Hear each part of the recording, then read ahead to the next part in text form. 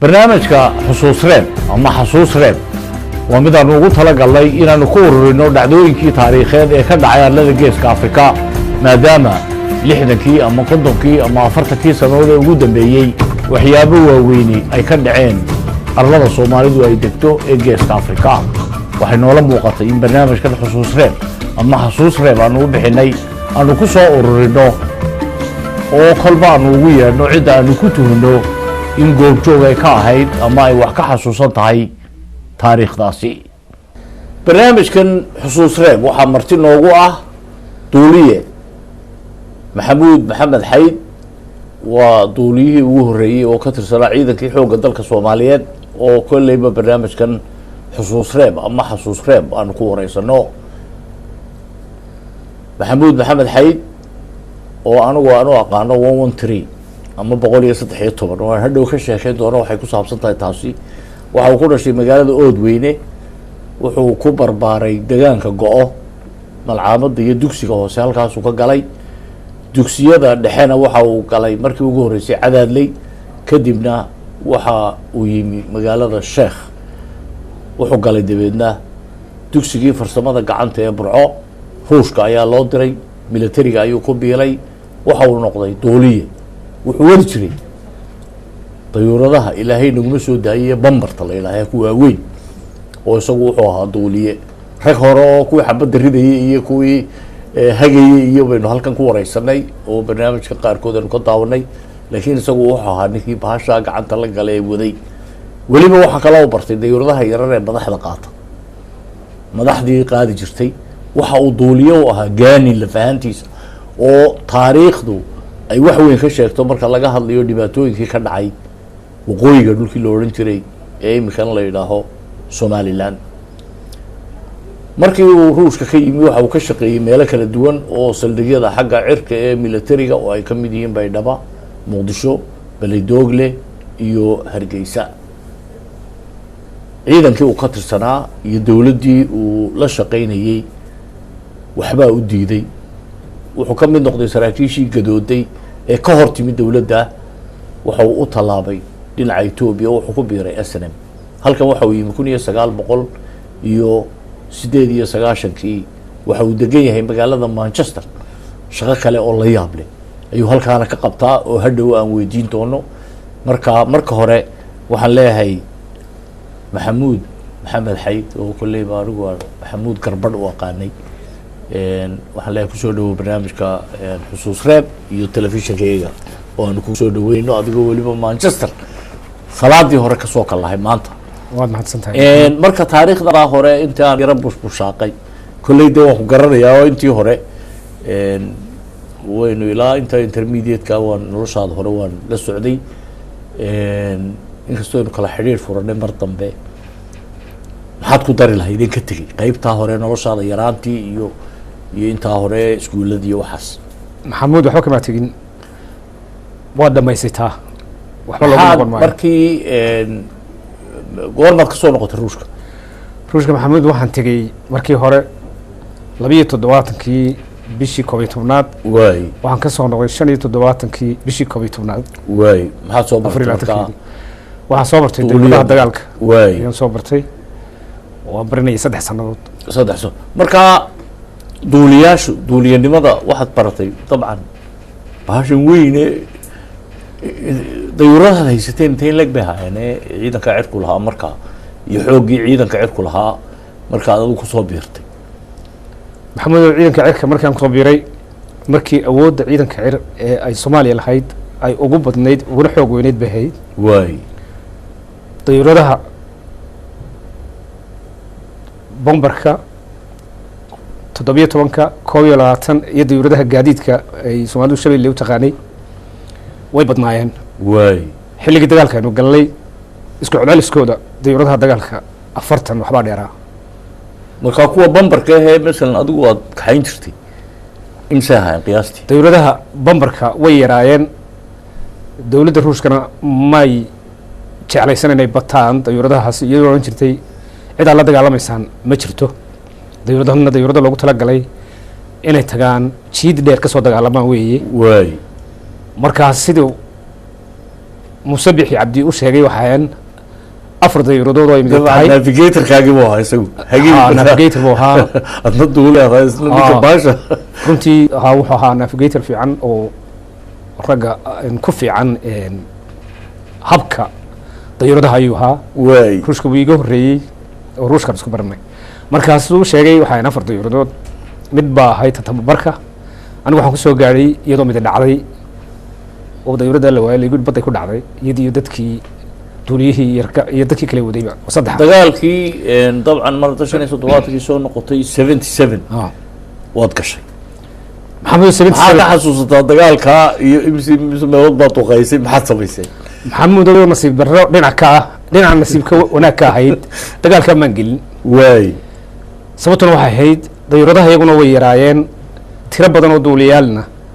way jireen oo duuliyaasha waxaa ka mid ahaa rag korneylaa oo laga yaabo inay ilaa markaa 10 sano iga horreeyeen barashadu dayuuradaha ay soo barteen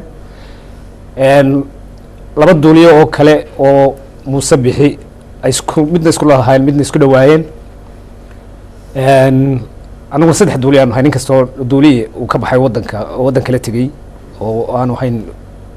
waddankeena lakiin waddanka Djibouti marka xornimada qaatay uu tegey markaasaa darteed dayuuradahaas umay baahanin inaan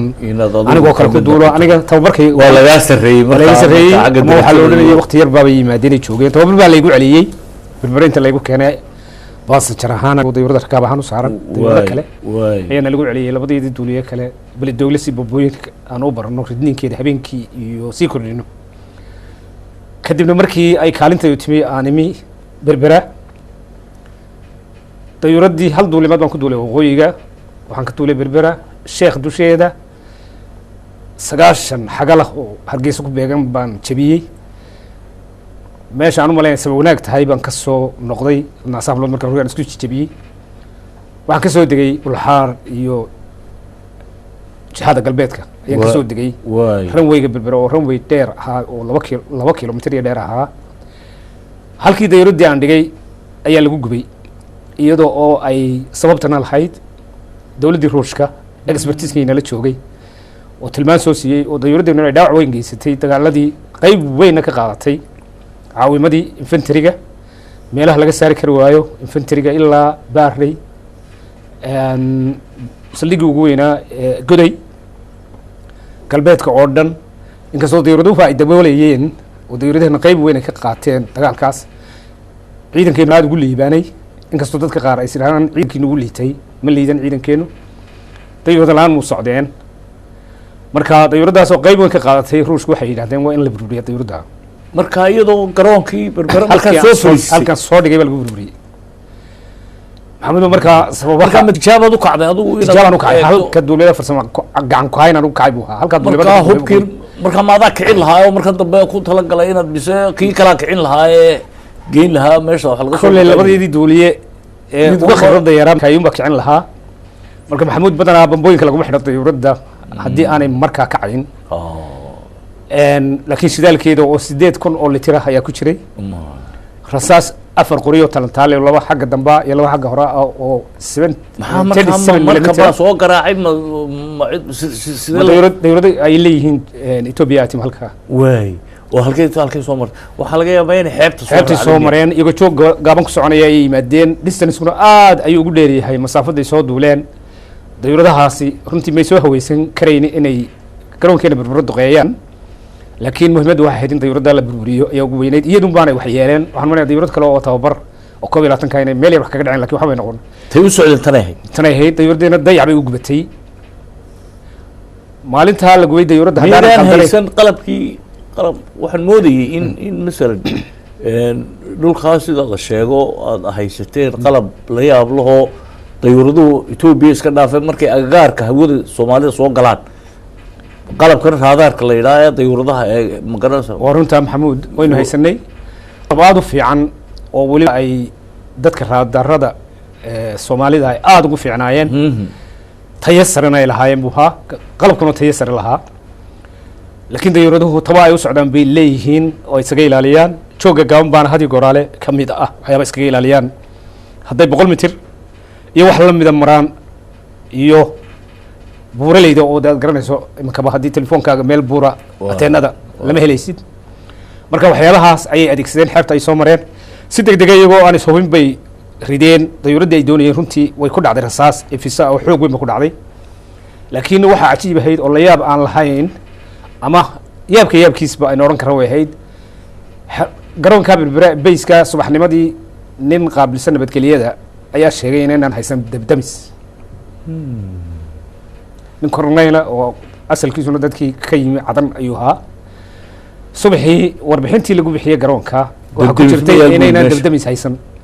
dawladdii markay rasaas ku dhacday rasaas ifisaa bay ahayd mudday haynaysaa may qarxin bamba kuma dhicin gantaalla kuma dhicin dayuuraddii nin technician ah oo cabdiraxmaan la yidhahdo dusha ka fuushan ayaan anigu ka soo dejiyey aan ku uri dawladda bay gusaa ka deg qarax loogama baqanayn lakin dawlad aluminium weeye birteedu marka ama markii adigu aad ka soo baxday baa lagu dhufay mise adigoo saaran weli oo soo degay markaa may muddo udhexaysay ayay maalintii aan dhigay muddo udhexaysay marka la gubay November 24 baan dhigay meesha laakiin waxaa la gubay 7 ama 10 casho kadib baa la gubay marka dhibaatooyinka carqalada ayay ahayd lagu sameynayo waddanka iyadoo loo jeedo maamulka dawladda oo raalli lagu ahayn ayaa taa keentay marka waxaad leedahay mijaxaabin baa jirtay jirtay haddii digtoonaantu inta ka badan lahayd lama gubeen lama gubeen markaad eegto waaga dagaalkii 777kii waxaa had iyo jeer la yidhaahaa ma garanaysaa military ahaan looma jabina siyaasad xumaa loo jabay marka maadaama aad nin dhalinyaraho weliba duuliyo ahayd oo aad ka agdhadhaweyd kolley saraakiil badanna aad ku maxaa yacni gadood baa idinku dhacay idinka qudhiina iyo saluug maxaa dhaliyey maxamuud dagaalka runtii dagaalkii ugu wanaagsanaa ee ay soomaali gasho ee ay isku watagtay shacbi iyo ciidan iyo dawlad ahaanba buu ahaa guul fiicanna waa laga keenay dagaalkaas sidaad ba la socoto adigoo wariya oo kolley ka haya xusuus badan hase yeeshee waxayna jebisay dawladdii ruushka oo aad boogeyd in lagu kacay oo la diiday socialismka ama shuuciyadda oo diinteenna fara saartay calaamadii ugu horreeyna ay ka mid ahayd markii wadaadada la toogtay ay ka mid ahayd taageeraysayna dawladdii kacaanka ahayd taasoo dadkeenna aada u nibcaystay ilaa madaxweynahoodii badgoorni la odhan jiray waxaa lagu mudaharaaday isagoo ka hadlaya stadiumkii cusbaa ee muqdisho marka waxay aragtay dawladdaasi inaynaan waxba ugu laabnayn oo aynaan qaadanayni habka socialismka ee ku dhisan inaan diin la yeelan ta labaadna waxay odhan jirtay oo xidhiir la yeelatay waddankii waktigaa etoobiya aynu colaaddu inaga dhexaysay marka waddankeenu wuu diiday dagaalka taas ayaa ugu weyneyd siyaasado kale oo dee dawladdu lahayd waa jireen soomaali galbeed ka mid tahay ama sii jiritaankeeda ka mid tahay guul baynu ku galnay laakiin dawladdii ruushka way naga raysay marka ruushku de waxay nimankii tababaray militarigan hubkii oo la keenay ma waxaad leedahay markaa ruush bayna jabiyey inagu ismaynaan jabin maynaan jabin laakiin ruush bay naga soo celiyey waddanka gelitaankiisii jabkana waxaa laga leeyahay marka ciidan lagala laayo oo inta lagu celiyo lagu soo caabiyo lagala haro hubkii laakiin xidhiirsada oo ka noqda meesha ayuu yidhi isagoo wada garanay saraakiishii ayuu toos ruushka ula hadlay soona dhaafiyey isaga oo ciidankii kale ee etoobiya oo ay ciidamo shisheeye u badan yihiin qalabkiisa dhigaya taangiyadu ka mid yihiin artillerigu ka mid yahay ayuuna soo dhaafiyey xidhiirsada buu yidhi runtii caawimay hayd marka dhinac laga eego oo ciidamadeenii habqabuu ku dhacayaa dad badan baa dee markay keeneen guul darre u arkayey laakiin waddankaynu qabsanay dubaga baxa buu yidhi waa nin ka soo xanay qasab baa lagaga saaray qasab baa laga saaray soo saaray goormaa laguu bedelay adiga waqooyiga aniga waqooyi dawladdaydii hore ee aan ku duuliyey marka ay dhammaatay waxay ku dhalatay inaanan sii joogi karin iyana dagaalka qayb galo ayaa igu dhalatay 8 waay bishii ugu horreysay horraanteediiba waay horena waxbaan ka qabay ruushka waan kala imi inay jiraan dawladdaydu inaan ahayn dawlad dadka u dhexayn karta waay si dadbana looga faa'iidaysan karo iyada lafteeduna awooddeeda ku dhisi karta dad gaaray urursato tina way badnaatay ilaa iyo dawladihii la gubay oo aan la difaaci karin oo cid difaaci kartaana ay jirin waad aragtaa oo ay gaadhay carqaladayntu inay waddanka o dhan baabiiso yaa u sabab ahaa markaa waxaa wuxuu sabab ahaa maamulka oo ku dhismay soo dhawaysi yaa ku hayn kara oo ciddaada ah iyo kacaam iska yeelyeel waxa la yidhaha kacaamaysi oo cid walba qoys waliba ku jiray reer waliba ku jiray taa oo runtii la odhan karo maxamed siyaad barre waxay u sheegeen been iyagoo oo duminaya isla markaana aan garanayn waddankeena inay duminayaan cid walba ka mid bay 1987 markii lagu jabay dagaalkii Ethiopia lala galay dabcan sidaad sheegayso ciidankii cirka dhibaato badan baa soo gaadhay ciidamada kalena way adkaayeen oo de waxay tageen ilaa dhul aan ma garanaysaa weligeed cidi gaadhin laakiin waa lasoo jabiyey afgembi baa la isku dayay marka inqilaab ugu jirta aduu inqilaabka kuma jirin inqilaabka anigu xar baa joogay maalintu dhacayay musabix cabdi uu ku sheegay maalintaa wuxuu joogay laakiin ismaan aan ogay anna xamar baan joogay habeenkaa darajadaadu imsa ahayd aniga kabtan bay ahayd darajadaydu marka uu inqilaabku dhacayay laakiin laba xidig laan ahaa waay galabnidii kasoo horeysan ka soo galay balidoogle waxaanay xamar subaxii un baan maqlay un rasaas soo dhacayso oo naba soo gaadhay madaafiicda muddo ka yarna markay 2 saacadood ama saacad tahayna waxa aanu dareennay inuu fashilmay kadibna inaan baxaan doono yaanu ku noqdo balidoogle kantaroolkii afgooye ayaa lagu joojiyey baabuur badan oo muddo ku hakanay oo tangiyaal iyo ragan ka garanayo cabdi xaash oo doctor ahaa ninkaas ka mid yahay oo uu hor joogo tangiyaal iyo wato qoryo bistoolada iyo ay sitaan waliba wuxuu istaadiyaabiso marka waxaan tegey saldhigaygii kowdii baan gaadhiyay barkii meelaha saldhigii oon laga ogeyn waxa xamar ka dhacay baan tegey ninka taliyaha markaa wuxuu ahaa nin duuliya 22 ku duula instructorna ah intuu duuliya caadi yahay buu yahay haddana tababare waxaa la odhanayay maxamed cusmaan sharaf ayaa la odhanayay ninkii baan ku yidhi inqilaab baa dhacay markaa waxay weydiiyeen inuu fashilmay iyo inuu xaggaan raacaa buu yidhi waxaan ku yidhi fashilmay ka waran buu yidhi xaggaan raacaa buu yidhi ninkii waxaan ku yidhi fashilmay marka inqilaabka hadda wadigii aad buu ogaa maxamuud waa lagu fashilmay saraakiil badanna waa lagu dilay ilaa 17 ayaa lagu dilay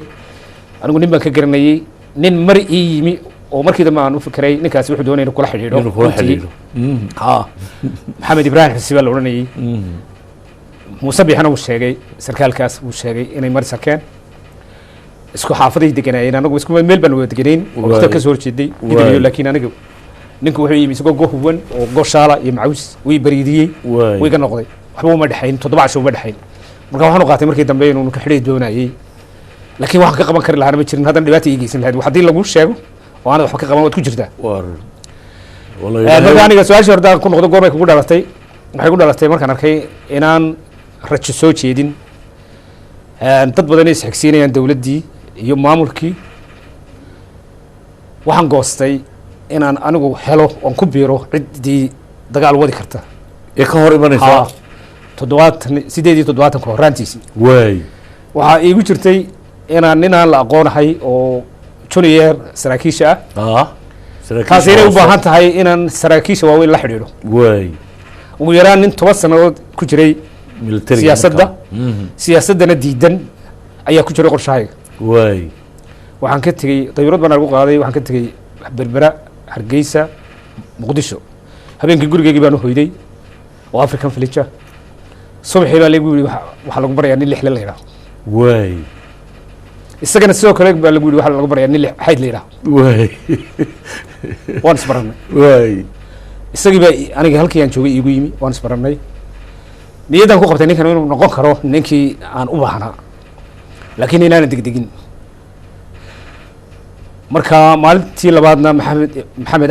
axmed maxamed halac isagoo la taagan oo labadiiba labisan yihin 2 kornool ayaan madiina isku aragnay adigu ninkii muddaanu sheekeysan jiray xamar intii aanu isnaqaanay 80kii aan tegey talyaaniga ka hor laakiin waxaan doonay inaan ka tago ciidanka cirka si aan dayuurad u helo sibila waxaan u tegey generaalkii maxamed ismaaciil axmed ismaaciil waxaan doonayaa inaan cali samatar arko oo aan janarada dheerna ma doonayo inaan maro nin janana baa joogo oo cabdi cusmaan la odhanayay baa ciidanka cirka joogay inaan soo qorto halkaa application ilaa ma rabo waxaan doonaya inaan toos u arko kuma golaysan generaalkaasi laakiin lixdaa ku guulaystay markii aan ninkaasaan doonaya nin dhakhtar wana qabuul oo garanaya cali samatar ama xigtahaan bay isxigaan generaalka ismaaciil axmed ismaaciil waxaa celiyey la xidhiidhay kaalinta oo xidig la joogo xidiglihii aad buu u qadarin waayey generaalkii waxaan ahay generaalka inuu la xidhiidho inuu la xidhiidho samatar generaal samatar laakiin lama xidhiidhin runtii kuma aqoonsan dee wuxuu isku dayey inuu caawiyo ninkii kabtanka dhakhtarka ahaa oo ay France soo raaceen lixle ayaa geeyey fariintaydii balidoogle anuu xamar jooga balidoogle sarkaalka ha yimaado sharaf oo ordaya ninkaan kuu sheegay ayaa xamar igu yimid markaa waxama dhicin baan ku idhi waa ninka waan doonaya aniga doonaya arko generaalka ninkii xidiglaha dadka celcelinayay oo saraakiil badan cidhiidhi geliyay waxaan garanaya saraakiishan isku aragnay waxaa ka mid ahaa nin Leyla la odhan jiray Ibrahim iyo waa ka mid ahaa saraakiil badan oo meeshaa kusoo noqnoqoto oo fadhida uun ayaan ku arkisay markaa jarankii waxaan weydiistay cali samatar inaan ka tegay ciidanka xilkaan doonayo inaan booliska dayradda booliska iyo barto runtii sarkaal aada u maskax badan cali samatar weeyaan iminkana inay de waddankeena isku dhaceen dagaalka dartii waan ogahay oo somaliland isku dhaceen xukunna ku dhacay laakiin sarkaal dee aada u qiimo badan buu ahaa sarkaal khibrad badan buu ahaa saraakiishana runtii sida loola dhaqmo garanayay su-aashii aad baad weydiin lahayd bay weydiin wuxuu soo ma ogid inaad nin duuliyaho lagu soo tabcay oo kharash badan ku baxay oo dalkiisu u baahan yahay tahay maxaad uga tegeysaa miyaad markaasaan dawladda dib aa dhamaatay wuxuu mid kale inaan kuu diri karo miyaad ogeyn buuri ma waan garanayaa baan ku uri laakiin sabab badan dartood waxaan doonayaa inaan ka tago wuxuu waa kusoo weydiinaynaa dawladda booliska ku weydiinayna waa lai weydiiyey fariintii waxay noqotay kuma hayno anigoo iska fadhiyo maayaantii dhabe la yidhi waxaa soo kaca gaan tegayaa talyaaniga tegeysaa waxaan war talyaani ma aqoon waa dayacday muddo badan baa isku kala sahaydeen rag badan oo talyaani muddo badan waa joogtay kulle mala waa laga soo celinaya meesha waan tegey shirkaddii aan u tagnay waxay shirkad biyajo la yidhaahdo bugaagteedii iyo textbookgeedii o dhan waxaa ku qornaa english engineerintii pilotskii lix bilood bay ingiriis ka yimaadeen english bay ku hadlayaan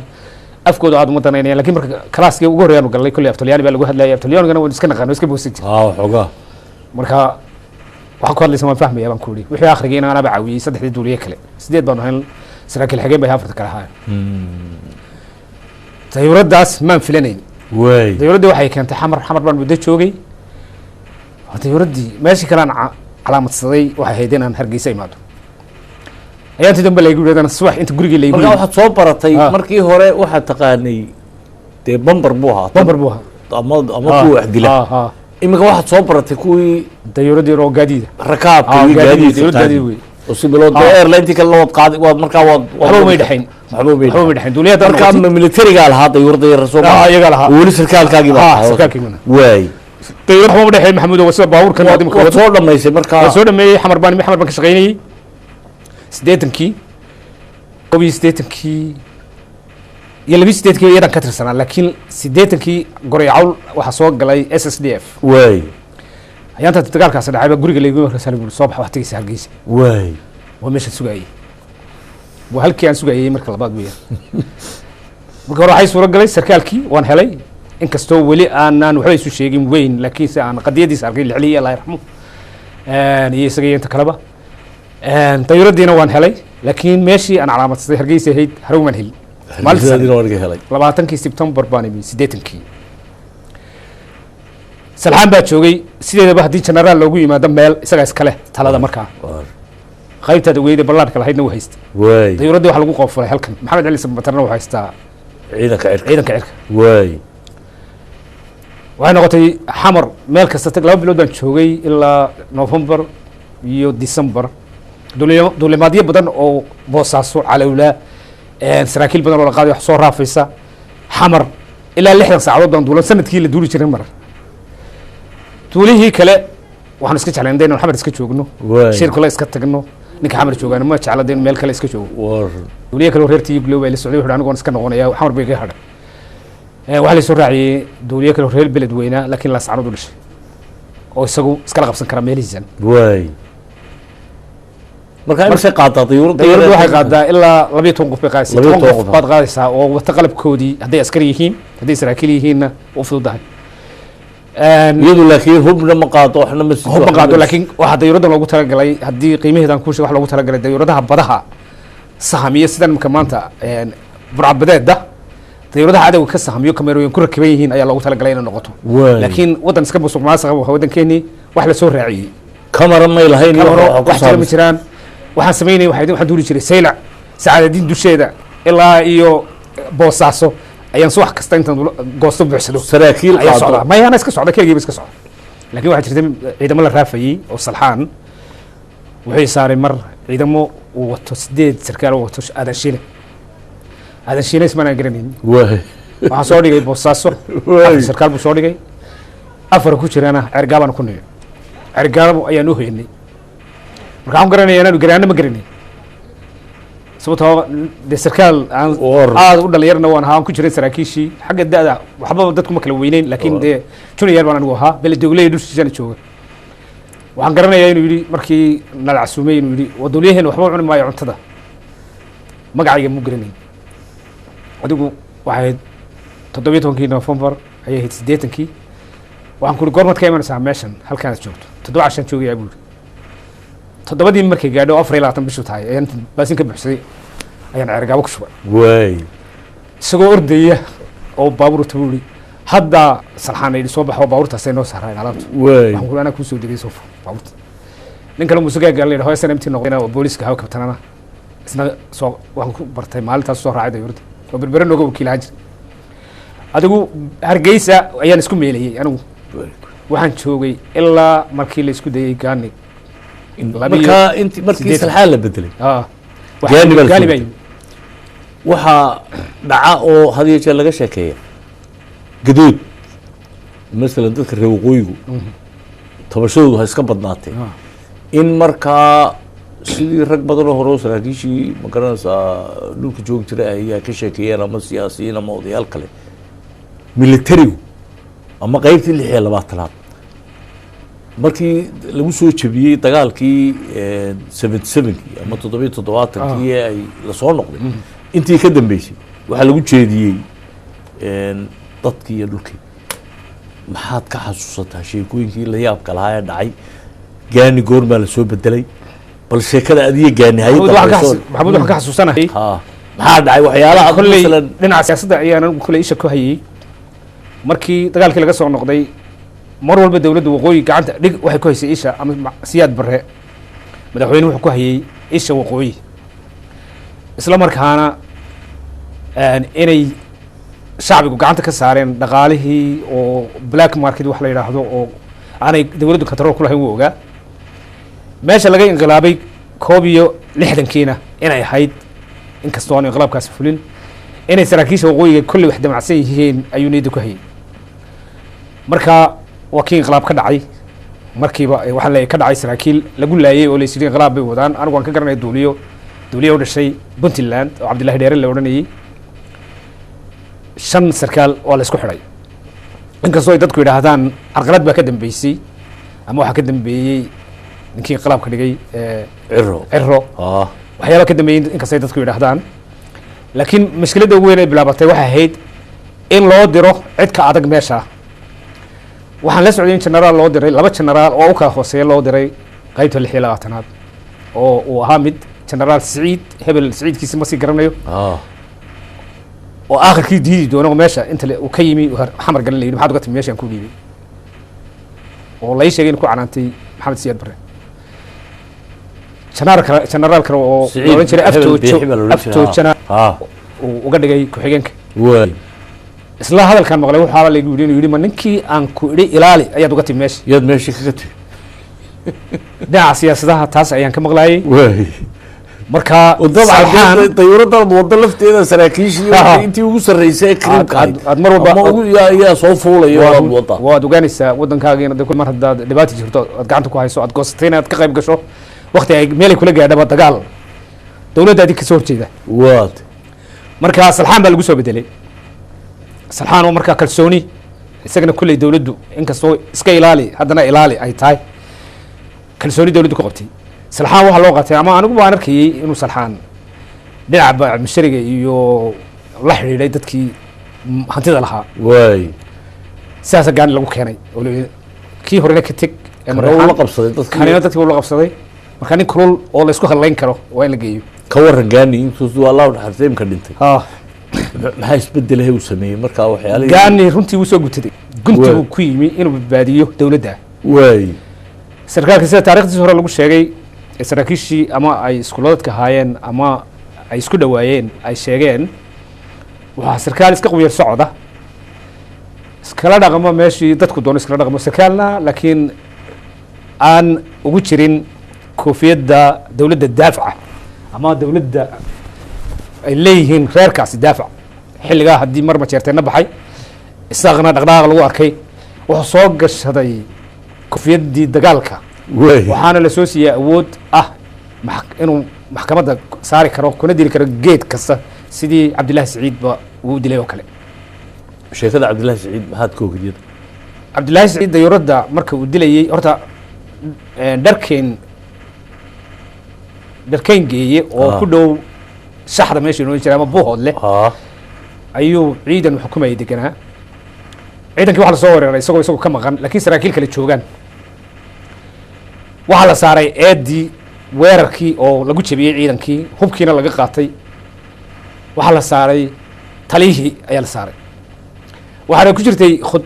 khidada hore uu ku imanayo gaani waqooyi waxaa ku jirta waa inaan saraakiil waqooyi waxtari waa inaanay ku hadhin waqooyi inkastoo saraakiil badan kugu noqon doon qaadayay oo kaleba laakiin haddana muhiimaddu taas ahayd iyadoo walba ula booca loogu tukubayey dee ninkii oo sarkaalka hayan joogin ciidankii waxa la yidhi maad joogin wuugu tegey meeshii anigu waan qaaday isaga iyo maxkamadda inay dil noqonayso iyo in kale aniga ma kala garanayn qoladii maxkamadda kiiska qaadaysa anigu burcan ku haray iyo gaani baan qaaday waay burcad gees burcan geey waay marka burcan ku haray iyo diyuuradii ku sugnay baabuur bay ka haysteen wuxuu soo noqday goor saddexdii oo kale ah galabnimo laakiin waxaan kasii dareemay xafiisyo kale ayaan kasii dareemay intaas meesha waa lagu jabay ciidanka waa la jabiyey ciidama joogin meelo laga leeyo ay ciidamadu leeyihiin ayaan sii joogay waxaan gartay inay arrin weydi meesha jirto kolley balaayo ka soo socoto meesha marka wuu soo noqday anagu waan soo carrownay aniga ciidan weydiiyo oo maxkamaddii iyo janis waxba uma helin marka gaani markii dambe ku soo raacay wadaana soo qaday haddana wax hadalhayna iyo waxba toona ma jiraan laakiin waxaan ogaanay inuu geedku xidhay ninkii wala kala aamusaya waa la kala aamusaya goorbaad ogaatay markaa ninkii la dilay waxaan dilay marka hargeysa iman baan ogaaday in la dilay si xunna loo dilay cidna laga yimi intuu ciidankiina kasoo kaxaystay geed cidlaa ku xidhay kooxu soo kaxaysana buu yihi ciidda kuruga marka gaani aynu ku jiray gaani wuxuu u yimi marka isaga oo nin dhisana oo awoodna wata kama dambayn ah barteedana ku fulinaya waay marka wuxuu bilaabay inuu saraakiisha guro saraakiil waqooyi oo badan maan qaadin lakin anaa saraakiisha guri jiray xamar geyn jiray wixii aan Soomaali air la saarin wuxuu ku odhanayaa soo qabo kaa waxaad qaadaysaa saraakiisha buu ii yeedhaya aniga odhanaya waxaad qaadaysaa saraakiisha qaadaysaa waay marka waxaa dhacday aniga sidii wax la raac oo kale ah inuu duuliyaashii kale aan uga egaaday oo sidii wax laabta ku haysto oo kale oo aan ku dhowahay ayaan u qaatay sida uu gaani u dhaqmayey waan ii yeedhay markuu joogay 3 bilood meelaha xafiiskiisu igu yeedhay waan ku doonayaa buu anigoo xamar ku socda duulaya ayuu yidhi waan ku doonaya waay markaa nin duuliyaho kale oo cornele baa yidhi xayd gaabis waa tahay janabka ku doonaya uta waay waanu tegey wuxuu yidhi inaynu isbarano duuliyahaygii mar haddaa tahay baan doonayaa waanu isbaranay insha allah waanu isii baran doonaa waxaan kugu yeedhay bes maanta inaad aynu kulanno un wuxuu u yeedhay khasnajigiisii khasnadda wuxuu yihi xayd 10 ku soos waay waxba diyaaraya may ahayn aan idhaahda lakin waxaan ku ihi generaal haddaad dayactir dheeraad ah ama hadal aan sidaa u idhi u dhigay haddaad na siinayso kuruga dayuuradda keligay maaha kurug kalaa jira ragga dee wax soo siib haddaad daryeel dheeraada na siinayso daryeel dheeraad wuxuu ihi maxay u baahan yihin waxaan ku ihi magaalada qariib baanu ku nahay anagu attachid baanu ku nahay halkan qaybtaadana isticmaalka dayuuradda kolley adaa u badnaanaya marka xamar baan ugu degannahay waxaan u baahnay guryaan u baahannahay waxyaaba badan oo caynkasan u baahannahay wuxuu taa generaalka ciidanka cirka ayaa ku shaqo leh tii waxaan u malaynayaa general gani inay ka fikirsiiso uu kala garan waayey sidii aniga uu doonayey inuu ii wado ama aan ahay waxaan u qaatay inay iga hakisay oo aanu hore igu soo socon muddu iga maqnaa laakiin muddadaa markii aan qaadaba isku dhawaanshiyo had iyo goor ammaan iyo dayuurada ma aabbaha ugu dhaamisid iyo dowliyahaagan fiican iyo waxyaabo kaftan caynkaas ayuu la kaftami jiray baadbaadho hoos baarbaarin jiray hageed geyn jirtay badanaa isaga waxaan geyn jiray bircaan geyn jiray xamar baan geyn jiray waxaan geeyey duulimaadada aan qaaday waxaa ugu muhiimsanaa xamar baan ka soo duulay gaalkacyo inagu deji buuri aan ku soo jirin balaankii hore berbere inagu deji buuri aan ku jirin maalinta aan ku dejinayay berbera ee saddexdaa airport aan ilaa Hargeysa afar airport waxaan taagnaa markuu amrayay in lala wareego raashinka ay keenaan dadka ganacsatada reer waqooyi waay ku canaanay markaa muxuu lahaa ku canaanay nin sarkaal ah waay oo uu yidhi waxaan kaaga madax dhigay afarta ciidan oo xuseen macalin baa la oranayay ninkaas waay waxaan filayn lagu yidhi wax ku dhintay markii la soo galay 90gii saraakiisha carartay buu ahaa waa la ii sheegay sarkaalka soo canaanayay wuxuu waxba maad qaban miyaanan ka odhan buu yidhi miyaad tamar darantay miyaad amarkaa ku soconayn sidee baa raashin la keeno loo gaadhsiiyaa oo ay dadkii ganacsiga danahooda u qabsadaan hadda maanta laga bilaabo markabkaada kala soo degay buuri waana dhacday hargeysaan geeyey maqlayso waan maqlaysan tagna hargeysaan geeyey maalinta ma hargeysa ka duulay wuxuu ihi ina mari berberan tegaynaa berbera xeebteeda oo baabuurtii berigii aynu lahayn ruush baa u badnaa baabuurta ciidamada waxaa lagu bedelay baabuur talyaaniya waay oo tareelle 6 wheels leh ayay u badnaayeen waay tareelle ma ahayn laakiin baabuur kale oo xoog oo ciidanka qaado madoodoobay haayeen oo blue u dhow greenwish ah baabuurtii sida koronkorada xeebteenii berbera waxna u soo baxayaan hargeysa waxna u socdaan sheekh oo burco marayaan oo intay isu jiraan doonta dayuuradaha ka dega hitro ay isu jiraan waay hitro airport dayuuradaha ka dega intay isu jiraan ay isu jiraan oo koronkoradaan dul maray waxay sidaan ciidankii raashinkii lagala wareegay ganacsatadeena iyo xagee u wadaana marka waxay wadaa ciidamada sii buuri waay meel kastay joogaan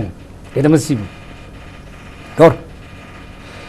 marka duulimadaan qaadi jiray duulimaado degdeg oo xamar ku tago kuwa uu ku tago garow waxaan geeyey ka qaaday berberaan dhigay waxaan tegey garowe gaalkacyo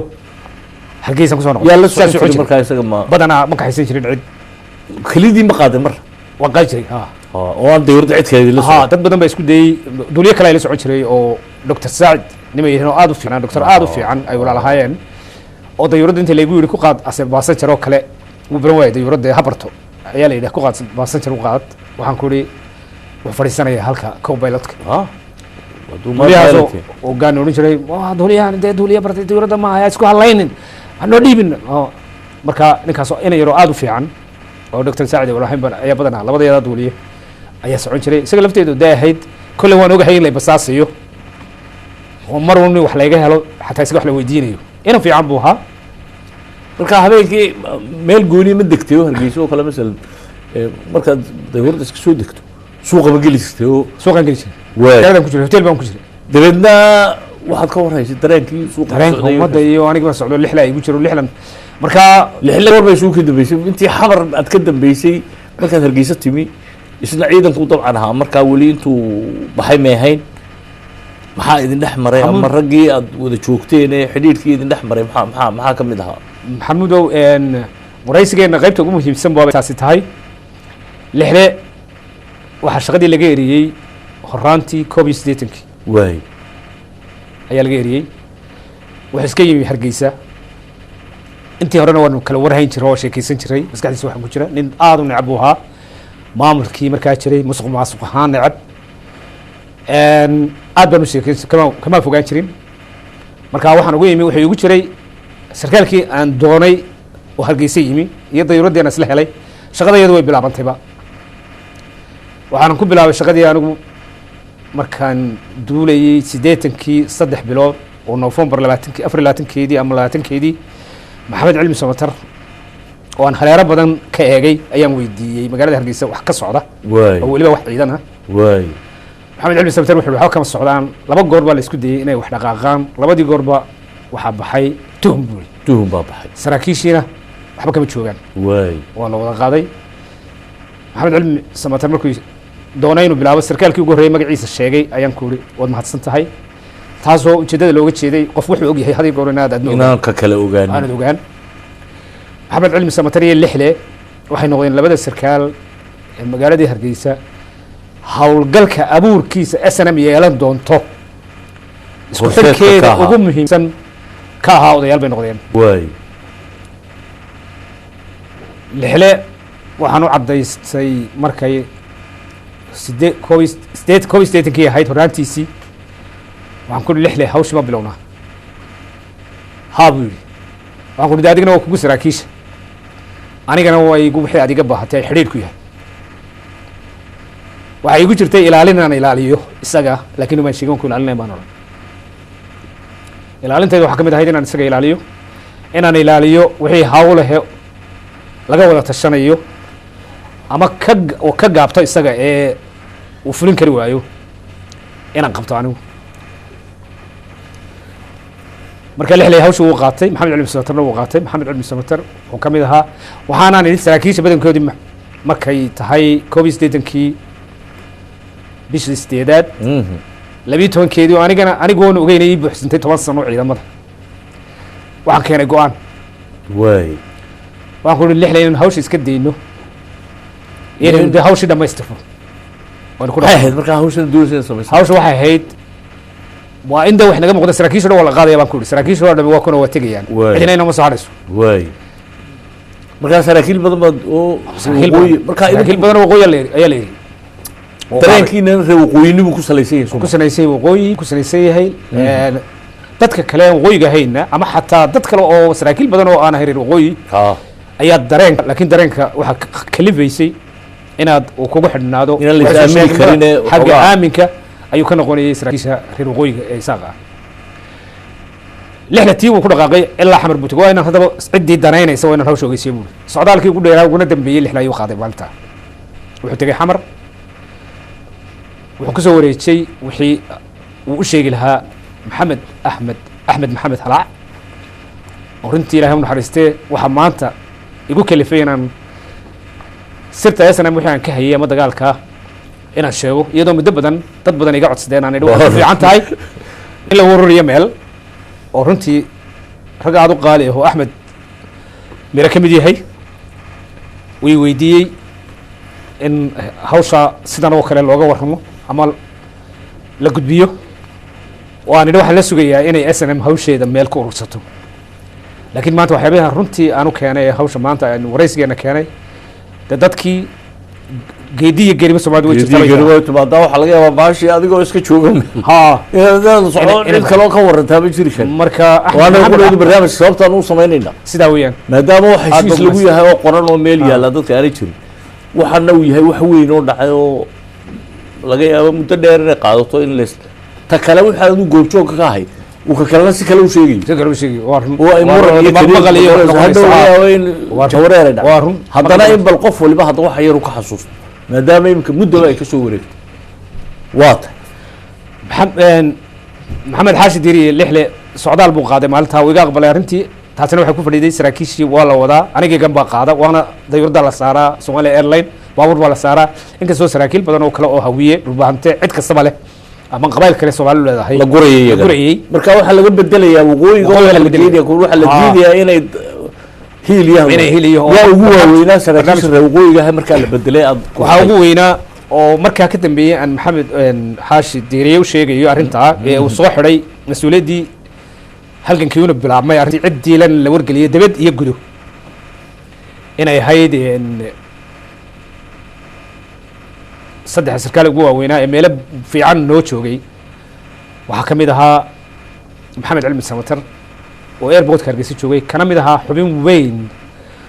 oo hargeysa hadday cidi hawl qabanayso ama lixle la wadayso joogay waxaa la bedelay bishii saddexaad ee 27 cabdillaahi samatar ina cawad baa kuugu daray warkiisa waan maqlayay saddexdoodaba oo ku jiray isaguna cabdillaahi samatar oo berbere noo joogay oo runtii sarkaal aad iyo aad u qiimo badana maanta inuu nool yahay inuu dhintay warmahay lakin dibadda ayuu joogay labada sarkaal ayaa ugu waaweynaa saraakiishana laga bedelay labada sarkaale ku xigay ee uu markuu soo dilay uu soo dilay cabdillaahi aw saciid ha waxay ahayd january horaanteedii bay ahayd wuxuu yidhi jabuuti baan tegaya waxaad qaadaysaa maxamed kaahin iyo aadan shine ayaad bisha 20keeda qaadaysaa buu yidhi waay waxaa ku jiray sarkaal sare oo hawiya oo muddo badan jooga oo la yidhaahdo guudle ayaa ku jiray saraakiisha aan qaadayo ugu balamiyey isla habeenkaasna waa la saarayay ama habeenkii ka horreeyeyba waa la saaray oo way baxeen oo duriyay tageen maxamed xaash marka weli bisha waxaad qaadaysaa bisha 20 qaad buu yidhi kalsoonida gaani agaarkeeda aan lahaa taasaa ka mid ahayd 20kii bishuu leeyahay qaad anigu waan baxay jabuuti baan tegayaa saraakiisha saad qaadaysaa waxaa ka mid ahaa dashiine iyo maxamed kaahin saraakiilaha markii uu amarka bixiyey muddadii baa ka dambeysay isagu jabuuti buu qabtay isla maalintaa u baxaya buu yidhi berrintaad qaadaysa inaad sheegtay markaa moostad ma sheegin ma sheegin lakin waan ogey badi waan ogey badi lixdaa saaray waan ogey maxamed kaahin markuu berigi inay baxayaan waan ogey saraakiisha la saaray maxamed kaahin saraakiisha ugu horreeyey ka saaray buu ahaa gaani ka markuu isa soo taagayba maxamed kaahin xamar buu ku tuuray wuxuu ku tumay markaa sahan ku haystay suma isagu sahan ku haystay tuhunkeeda harana waynu odhin waxa weeye horta sarkaal cusub buu iska dhigayaa oo dee qayb yimi markaa samaysanaya habeynaya qaybtiisii laakiin siyaasaddu waxay ku fadhiday waa in wixii sarkaaleh ee wax qaban kara waa in laga soo bedelaa meesha laakiin habka u bedelayaa hab siyaasadeed maaha waa habka caynkaas wey hab sarkaalnimo ayuu isagu markay saraakiishu xaggaa tagaana pool wax la yidhaahdo oo bilaa camal ayaa la dhigi jiray hawsheennu markaas ayay dhaqaaqeeda intii hore waxayd gogoldhigeedii laakiin maalintaa ay ahayd 28kii bishii 8aad 12keedii lixla markaa oo ballan qaadiyo haddaba ciddii danaynaysa hawsha waa in la ogeysiiyaa ayay ka dhaqaaqday gudaha si fiican uga dhaqaaqday laakiin intii hore oo dhan waxay ahayd isku xidhxidh cidda uu xidhiidhka la lahaa oo xamar ugu tegey waxaa axmed maxamed halac ayaa saraakiisha habeenayey wixii xamar jooga oo dhan waxaanu ahaa haddii lixle halgankii la eego iyo axmed maxamed halac labada sarkaal ee la simi karo ayay ahaayeen waxaa leeyahay wixii cid ka maqan xamar intiina militariga ee isku xidhnayd markaa qiyaastii dabcan waxaad ahayd intiinii markii dambe caddaysatay ee sanadka oo tagniintooda badan siyaasiyiinta xidhiidh ma la lahaydeen sare ee waaweyn ama dowladda ku jira siyaasiyiinta ama iyadoo aad loo qarinayo wax ma ka maqashay waa la kala qarsan jiray oo wacankas wey dabcan dee aad ma jirno adigii ogaa 9 hay-adood mid waliba u qaybsantay inuu xidhnaa meesha joogay waanu la lahayn waay laakiin waxna mar hadday dagaalku uu yahay dagaal sir badan badanaa in magaca lala xidhiidhiyo cidda lala xidhiidhiyo lagu sheega maahay laakiin ismaaciil cali bakor ka mid buu ahaa sarkaalka ama ka mid ahaa kacaankii ku jiray ugu sarreeyey buu ahaa iyada oo hawsha waa socotaa warka ugu weyn ee isaga la dareensiiyaa ay tahay siyaasiyiin kale iyo wixii uu qaban kara ku xidhmi kara isagoo caddaystaba de 18kii oo khudbadiisa aad maqashay haddana de si walba looguma soo dhawaanayn si loo ogaado inuu hawsha wax ka wado laakiin saraakiisha ugu waaweyn ayuu ka mid ahaa sarkaal kale golaa ku jiray axmed xasan muuse isna ka mid buu ahaa cusmaan jaamac ka mid buu ahaa runtii inkastoo dee iminka qadiyaddu meel ay kala martay ka mid buu ahaa saraakiisha wax ka ogeyd inay wax jiraan waxaa qabadku inta laga ogeysiinaya inta laga ma garanayo laakiin sarkaalka awoodda ugu badan haystay ee ogaanshiiyey wuxuu ahaa axmed maxamed halac lixdana waxa ugu dambeysay safarkii bishaas ugu dambeysay hawshina waa dhammaatay in la qaado ficil lixle tallaabadii ugu horreysuu qaaday waxay noqotay waxaad heshiiska ku ahaydeen howlgalka in la qaado ma inaad tallawdana Ethiopia tagtaan un bay ahayd mise inaad gudaha wax ka samaysaan laba qayboodba lixle wuu habeeyey waay inuu gudaha wax ka sameeyo iyo inuu dibadda u saaro ciidan ay ugu saldhig u noqoto ugu badnaan saraakiisha la daba joogay la saarayo kana muuqato halgankeenna inuu siyaasad u noqdo inaynu kasoo horjeedno dowladda oo mar haddaad ciidan saarto etoobiyana la aqbal siiyo sidii dhacday labadaa qaybdu isugu jiray marka jawaabtu lixle uu la tegey markii aan idhi waa in arrintan ama aynu iska deyno dee amaanu wadno waxaa ka soo baxay ciidankaasoo la saaray oo saraakiishii markuu la tashaday maxamed cali in loo dhiibo ciidanka afraad oo ka tirsanaa markii horena ciidamadii soomaali galbeed ka dagaalamay lana odhan jiray kasii galbeed ayaa la odhan jiray loo tirinayay inay iska fogeeyeen ciidamadii ogaadeen ka dagaalami jiray qabiil ahaan iska fogeeyeen laakiin maxamed cali oo dee nin tababar qaba ahaa dowladda etoobiyana aad ay u raadinaysay in la yidhaha arrintaa ma waajahaysaa ha waajah arrintaa si aad ugala dhici lahay etoobiya inaynu dowladdii la dagaalamayno shalataan ka soo jeednay runtii waanu ku guulaystay saraakiil noo tagtay markiiba inkastoo khilaaf dhacay oo annaga aanu noo fiicnaan in khilaafka dhacay markiiba oo saraakiishii isagu iskhilaafeen adigu masalan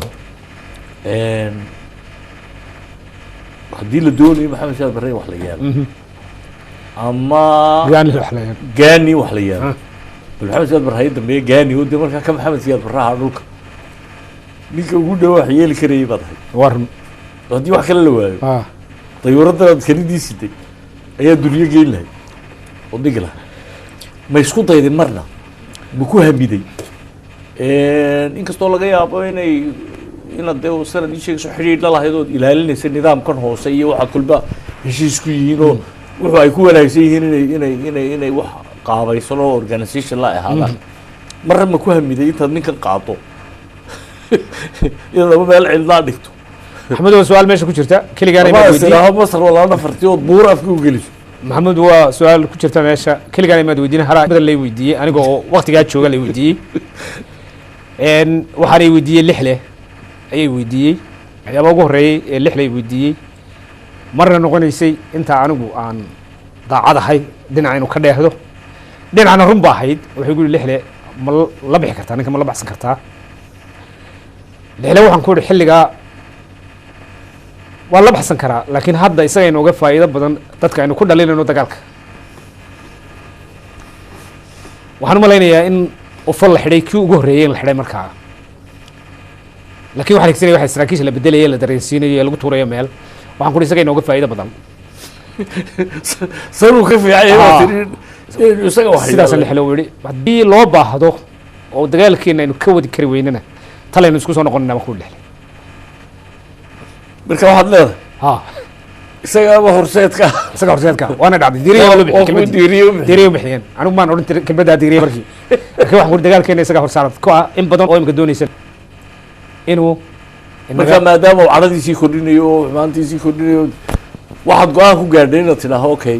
war siduu inooga faa'iido badan yahay inooga faa'iido badan yahay waana dhacdo sidii inooga faa'iido batay marka qaybta dambe ayaynu ku dari karnaa dilkiisii markii la isku dayey waa taa soo wado waynu wadanaynaa sheekadii way noo socotaa ina koodmur dareenkii markaa ay maraysay saraakiishii ugu horreysay inay gashay etoobiya oo raggaas loo weydeen masalan lixle muu gelin ma gelin muddo dhan guduhu ku jiray waxaa la yidhaahaa waxbuu diyaarinaya oo qolo wax diyaarinaysa oo meelo buura iyo waxbaad samaysanaysa howlgalladii ugu horreeyey ee snm ay samaysay ee adigu intaad joogtay hargeysa maxaa ka mid aha ugu yaabka badnaa maxamed su-aasha hore haddaan ku noqono lixle wuxuu diyaarinayay wax lixle diyaarintii ugu weyneed u diyaariyey waxay ahayd inuu ciidan dibadda u saaro ciidankaasina inuu ku soo celiyo gudaha dagaallo ku waajahan oo wax ka tara mabda-eenii markaa dowladda dhaawacayay lixlena runtii warwar badan bay gelisay taasi may dhicin waxay baxeen 11 bishii 12 ilaa iyo howlgalkii madheera howlgal ugu horreeyey oo samaysamayna ma jirin lixlena waxay ku riday niyad sab weyn bay ku riday aad iyo aad buu dhibaato naftiisa ay u gelisay oo anu runtii ka warwaray waxaan jiray ma qabsan karaan isaaq waxa ma qabsanayaanba waay ilaa xamar bay gaadhay wixii sarkaal aan diray ee niman ka fiicnaa alla yarxamu cabdullaahi askar ayaa maalintii ugu dambeysay xamar aanu axmed maxamed xala gurigiisa ku kulanno hadalkaa waxaa soo koobay oo yidhi war wixii sarkaal ahay meesha la geeni ma ka fiicnaa ahwe xagee bay ka dhaceen macnaha wixii laga filayay inay sameeyaan ee ahaa howlgallo may suuro gelin howlgalladii uu diyaarinayay lixle howlgalkii ugu weynaa wuxuu ahaa in ciidan dibadda u baxo ciidankaasina uu tayo keeno may dhicin waxa uu isku dayey oo markuu ka soo noqday xamar uu ii dhiibay aniga bambooyin 11 bambo oo ah kuwan gacanta waay wuxuu yidhi berbera gee cabdillaahi samatar gee 5 ka mid ah jaamac cali cilmi samatarna jaamac cali cilmi na ugee jaamac cali cilmi ha na ugee 6 ka mid ah waay cabdillaahi samatar waan waayey marka berbera bambooyinka ma dawladda ku qaas bambooyinka ma waxaan la maray dhulka dawladda wax shaqo kule oo hawsheena ma waan waayey cabdillaahi samatar hargeysu ii soo wadaatay waxaan tegey burco jaamac cali cilmi baan u dhiibay waxaan ku idhi bambooyinkan uma baahan lamka bambo turro waan isla falanqayno isaga buu garanayay iska hay wixii warahe lagu soo celiyey waad arki doontaa amarkii laakiin hay hay kuwii kale waan la soo noqday runtii lixle wuu qaatay inaynaan bambo bilaabin oo aanay faa'iido inoo lahayn bambo la bilaabo laakiin haddana lixle mar buu tuuray bambo isagii rag buu ku jiraa waay waxay soo gaadhay saraakiishii la qabqabanayay lixle in la qabtay soo gaadhay markay ahayd taariikhdu waxay ahayd la yidhi ha la qabto bishii 9aad ee 82 ha waay marka anigu waxaan helay waxaan go-aan ku gaadhay ka hor inaanan xamar dub ugu noqon duulimaad 22kii ogos ayaa igu dambeeyey duulimaadkaasna gaani bay la socday gaarna wuxuu waxaan ku doonayaa waad imanaysa gurigaynu ku wada qadaynayna bishan 27keeda waay xamar anagu sii soco galkacyo dul maraya waay duulimaadkaasana igu dambeeyo anaa ka horreeyey gaani inaanan ku noqonba xagga waay yaad xamar dambe ku noqon xamar dambe ku noqon maxaad ka maqaysa inay hawla iiga banaanaan doonaan waxaan sameeyey maxamudow duulimaad aad u badan oo dayuuradda waan hororstay iyadoo duuliye kale oo la yidhaahday maxamed yuusuf maxamed diire la yidhahdo afka lahaye duuliyahaas oo deganaa hargeysa iyo aniga ku duulaynay dayuuradda laakiin waan hororstay dayuuradda duulimaad kastay duusho aniga duulaya inta badan 95 waxaan u duulayey mar haddaan hawl gacanta kula jiro inaan dhulka hadhow wax ka qaban karo tii baana timi gaani wuu ila ballamay waan la qadeeyey wuxuu igu yidhi saraakiisha waxaad ka mid tahay loo baahan yahay lixlaan meel kaga sii tegey waxaan ku ihi hadda waan u tegayaa maanta waxbuu ii sheegayaa sarkaalkii janankii waxaan laga yaabaa inay ku jiraan aniga wax ku saabsan inay ku jiraan runtii way ku jireen wuxuu ihi wax warahoo dhibaato weyn le lagaama hayo laakiin xamar 2 ninoo joogo kacandiid ah anigu ma odhan kara bu haddana kacandiid uu ka noqday aan dawladda jeclayn bu ihi oo muuse bixi iyo qamaryo la yidhaha bu ayaad la kulantaa la yidhi laakiin haddana waxaa tahay bu saraakiisha aad loogu kalsoon yahay waxaan doonayaa inaad ila shaqayso oo aan aada u weyneyn saraakiisha kale ee joogta ciidanka cirka ee duuliyaasha sida afka lahaye sarkaal kale inaad igu soo xidha iyagana anna xamar waan ka soo goostay maarta duulimaad dambe inaanu noqon waxa weeye 27kii august 82kii waay magaalada hargeysa waxaa ka soo orday nin baa ii yimi ordaya waay wuxuu ihi xayd waxaa lagu yidhi raggaad sugaysi waxay la socdeen dayuuradda berbera ka soo degtay booyinka waay feejigaan lahaa laakiin meel aan u qaadi karo ninkana ma rabo inaan weydiiyo su-aal dub laysugu celinay ninkii warka keenay wuxuu yidhi waxaa raggaad sugaysay waxay ka soo degeen airportka berbera ee dayuuradda booyinka maxamed waxaan ku ohan karaa feejigaan lahaa markiiba waxaan gartay inay warkaas yahay war ku saabsan xaalad nagu soo socoto nagu soo foolle waan iska sugay meelaan ka qofkana ma garanaysid qofka waan garanaya laakiin maan odhanaya kusoo fay fariinta isagu ma garanayo fariinta caynkaa loogu dhiibay waan hubaa waana noolyahay ninkii imika waan sugay digtooni baan iska qaatay fiican oo feejiga ah nimankii waxaa watay nin booliis ah oo corneyla cirday in la odhanayay iyo magacii inuu eegaa garan maayo c I d da ahaa waxa la soo qabo niman waxaa ka mid ahaa wuu soo qabtay dayuuraddii ayaa laygu yidhi aniga gaani wuxuu ku yidhi waxaad doontaa 6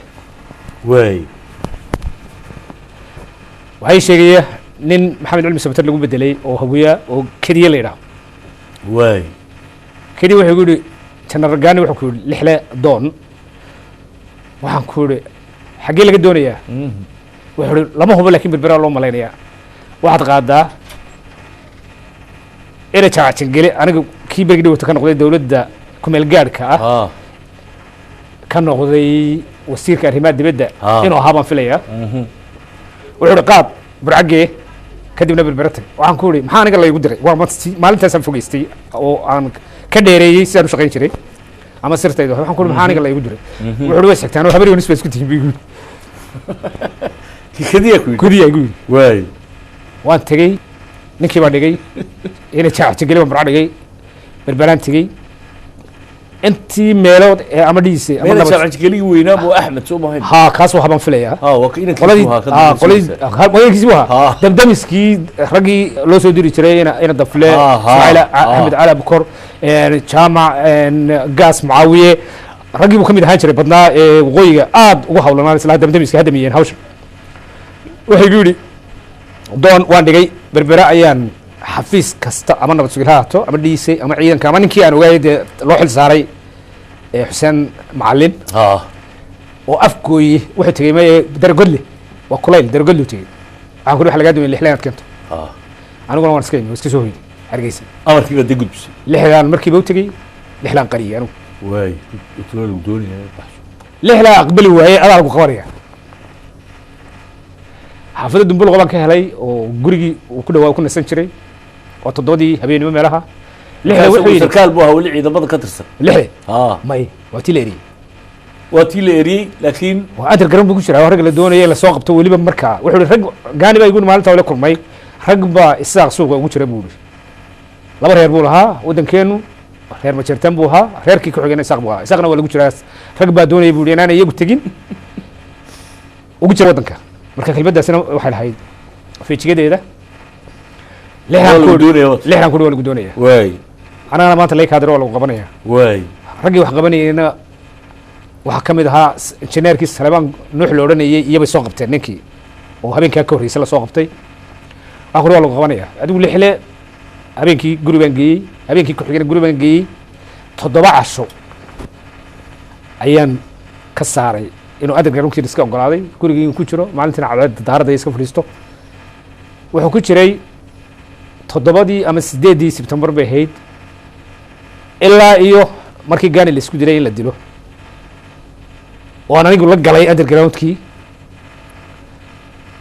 adigu waxaanu ka baxnay 3 December baanu ka baxnay 2 intaas ku jiray undergroundkii intii kale underground ku jiro underground ku jiro ku wixii shaqeeyay lagu dirina adiga hayay aniga hay gaani aniga la duulay miyaanan jawaab gaanina waad la joogto jawaabtii maalinka. waxaa soo qabanay gaani dilkiisa go-aankeeda maxaa lagu keenay yaa lahaa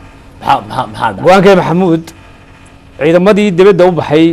lixlana waatan kuu sheegay werwer badan buu qabay dadkii saraakiisheeda kale ama xamar ha joogeen ama gudaha joogeen werwer badan bay qabeen in haddaynu ciidan dibadda u saaray dowladdii etoobiyana ay ogolaatay inay ina marti geliso dagaalkaas ka soo jeedo xaggeeda inay waxun ka yimaadaan oo ay wax sameeyaan ayaa la doonayay inkasta oo aan lexle iyo qoladii gudaha ku jirtay aan lala socodsiin ay nagu ahayd deg deg ama wax aan la filayn waxaa soo diray ciidanka oo adarsheyna markaa uu ahaa taliye ha iyo saraakiishii la joogtay oo inta ugu yar la ogeysiin karo waxaa lasoo diray 4 sarkaal 4 baa lasoo diray shabi shooters nimanka loo yaqaano ama kuwa magaska toogashada waay nimankii waxay soo galeen lixda oo underground ku jiraan ugu soo galay nin ka mid a iyagii anigu ma garanay ninkii madaxda ahaa waxaa la yidhaahdaa axmed cumar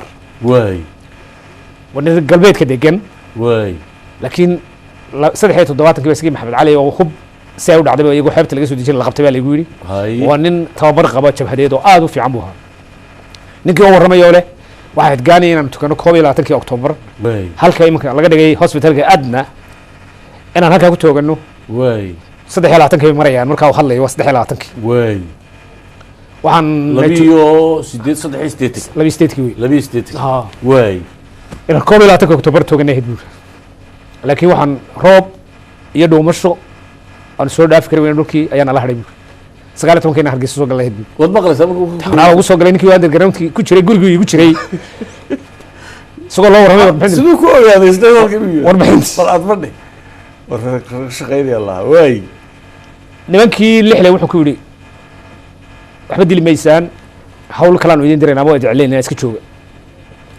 waxay 23 Oktoobar maalinta la isku dayay November 12 bay ahayd nimankii iyagoo lixle war ka qaadanin si degdeg oo kale ayuun bay go'aan u qaateen waay dawladda maqlay airportka wadada u baxday Wadadaas loo galay kala qaybsanta waay dugsiga Maxamuud Axmed Cali waay ayay goor barqaa gabagii ninkii loo jiray waxa la yiraahdaa military ma yahay aad bay u fashilmeen aad iyo aad baa fashil ugu dhacay nimankaasi runtii niman aad u fiican bay ahaayeen tababar qaba laakiin nimankii haddana si ay ka noqotay waa la garan waayay 10kii ama 10 barkii ayuunba xaafadihii kaga soo jeeday waddada laamiga dhinaca ayuunba ku qayliyo ala qurmis baa fadhida meesha baabuurkii ay raaceen taxigiina waxay u direen airport ku xidhay soo horgal marka soo baxo airport ka soo dhaqaaqo waay isagoo soo socdo aanay soo gaadhin meeshii baa lagu kala yaaco dee qaylo lagu qaylay dumarkii carruurta ku qaylis seelida u carareen labana hoteelkooda bay ku noqdeen cabdi finger nin la yidhaho magac dheer inaad garanaysa mooyaane oo bandarayaasha ayaa imika ay ku jiraan tviyadiina qaar a warar ka qabateen khadiisho bandare ayay ilmaadeer yihiin ilma finger ilma cabdi finger waa garanay hoteelkaasay ku jireen wax dhibaato haysi ma jirin inkastoo dee nin hubs jita inuu hotel fadhiyo kolley ay dee dhibteeda leedahay ha lixle way yaqaaneen waxay yaqaaneen oo kale turkey ina koodbuur iyo nin guutaale la afartaas sarkaal aniga marka laga reebo way yaqaaneen aniga way arkay Axmed Cumar laakiin ma garanayaan shaqeynayeen kale aniga ma garanay ninka loo shaqeynayay oo Guhaad Cabdullaahi Hawd dawaar haysta ayay guri ayuu man soo galay wuxuu guri ninkani wuxuu doonayaa guutaale taxi baan saaray taxigii maalinta dambe waa ku galeen dagaalka waay wiil yar ay ilmadeerihiin lixle ayuu ahaa oo runtii dee lixle under ground ku jiro ogaa waxyaaba badan ogaa marar kale oo aan hubiya anigu qarinayay hawl badan dee wiil yar buu ahaa fiican nimankii fashilkaasa ku dhacay wax amar ay qaateen ma jirin kii hore ay dibadda kaga yimaadeen dee mu suura gelin waxay odhan jireen dad badan oo ka tirsan dadka waaweyn waxay odhan jireen looma baahna in la isku dayo gaalna in la dilo sida dadka isaaqa faa'iida badan ugu ahayd ama dadkii kale ee ka soo horjeeday adaa soo marin haddii la dilo ha saasay runtii marka waanu nabad galay sidaasana operationka ugu weynaa la isku dayey in hargeysa wax laga qabto taasina waa tana saartay ee jiradaha noo saartay raggii gudaha ka shaqeynayay maalintaa waxayd khamiis markii ay rasaasu dhacday nin baa igu yidhi jaamac la yidhaahdo oo kuu sheegay aadan cabde inuu taliya ku-xigeen u ahaa marku soo galay hargeysa ayaa Somalia Airlines anigoo u maraya ayuu igu yidhi xayd gaani baa laisku dayay in la dilo markiiba waan gartay waxaan u dhaqaaqay ganad oo ku jiro lixle guri nin aroos oo xasan jawaan la yidhaahdo samatar bogshabiska ka tirsanaa oo runtii dad aad u saalgamay bay ahaayeen dadkaas markii aan gaadhay waxaan ku yidhi lixle isagii isku ogeyn arrintaas inaanay fulin arrintaasaa dhacday maxaad u amartay ma amrin buu lixle haddaba ka kacbaan ku leynoo soo gelay markaa waxaan qabtay shir baan qabtay waxaan soo helay cabdi ismaaciil duse turki labadaasaan soo helay shir baanu qabanay go-aan degdega oo kale aan gaadhnay waxa la yidhi de mar haddii ninkii ay fashilmeen waa in la dilaa turki baa la yidhi doon askarta aniguna waxaan hayay maqaasiin dhan oo hubaho 400 bomba ayaa yaalleen intaasoo qori ood meel dhigtay aniga hayaba waa qori oo nin baaba degan maxaas baa degan reerka waay marka waxaan yidhi askartaadii soo diyaari turki waay mushkiladaha dhacay bay ka mid ahayd turki iyo ibraahim koodbur waxay diyaarin jireen askarta wacyigelintooda iyadoona ku darsanno qaybaha kale ku darsan doona iyagu markaa turki iyo ciidankay ka tirsan yihiin military turki waa sarkaal warshadii kamida ka shaqeeya oo lixle la shaqeyn jiray oo kabtana waay ibraahim koodburna wuxuu ahaa corneyl gaashaanla dhexa ah oo isaguna ciidamada infantryga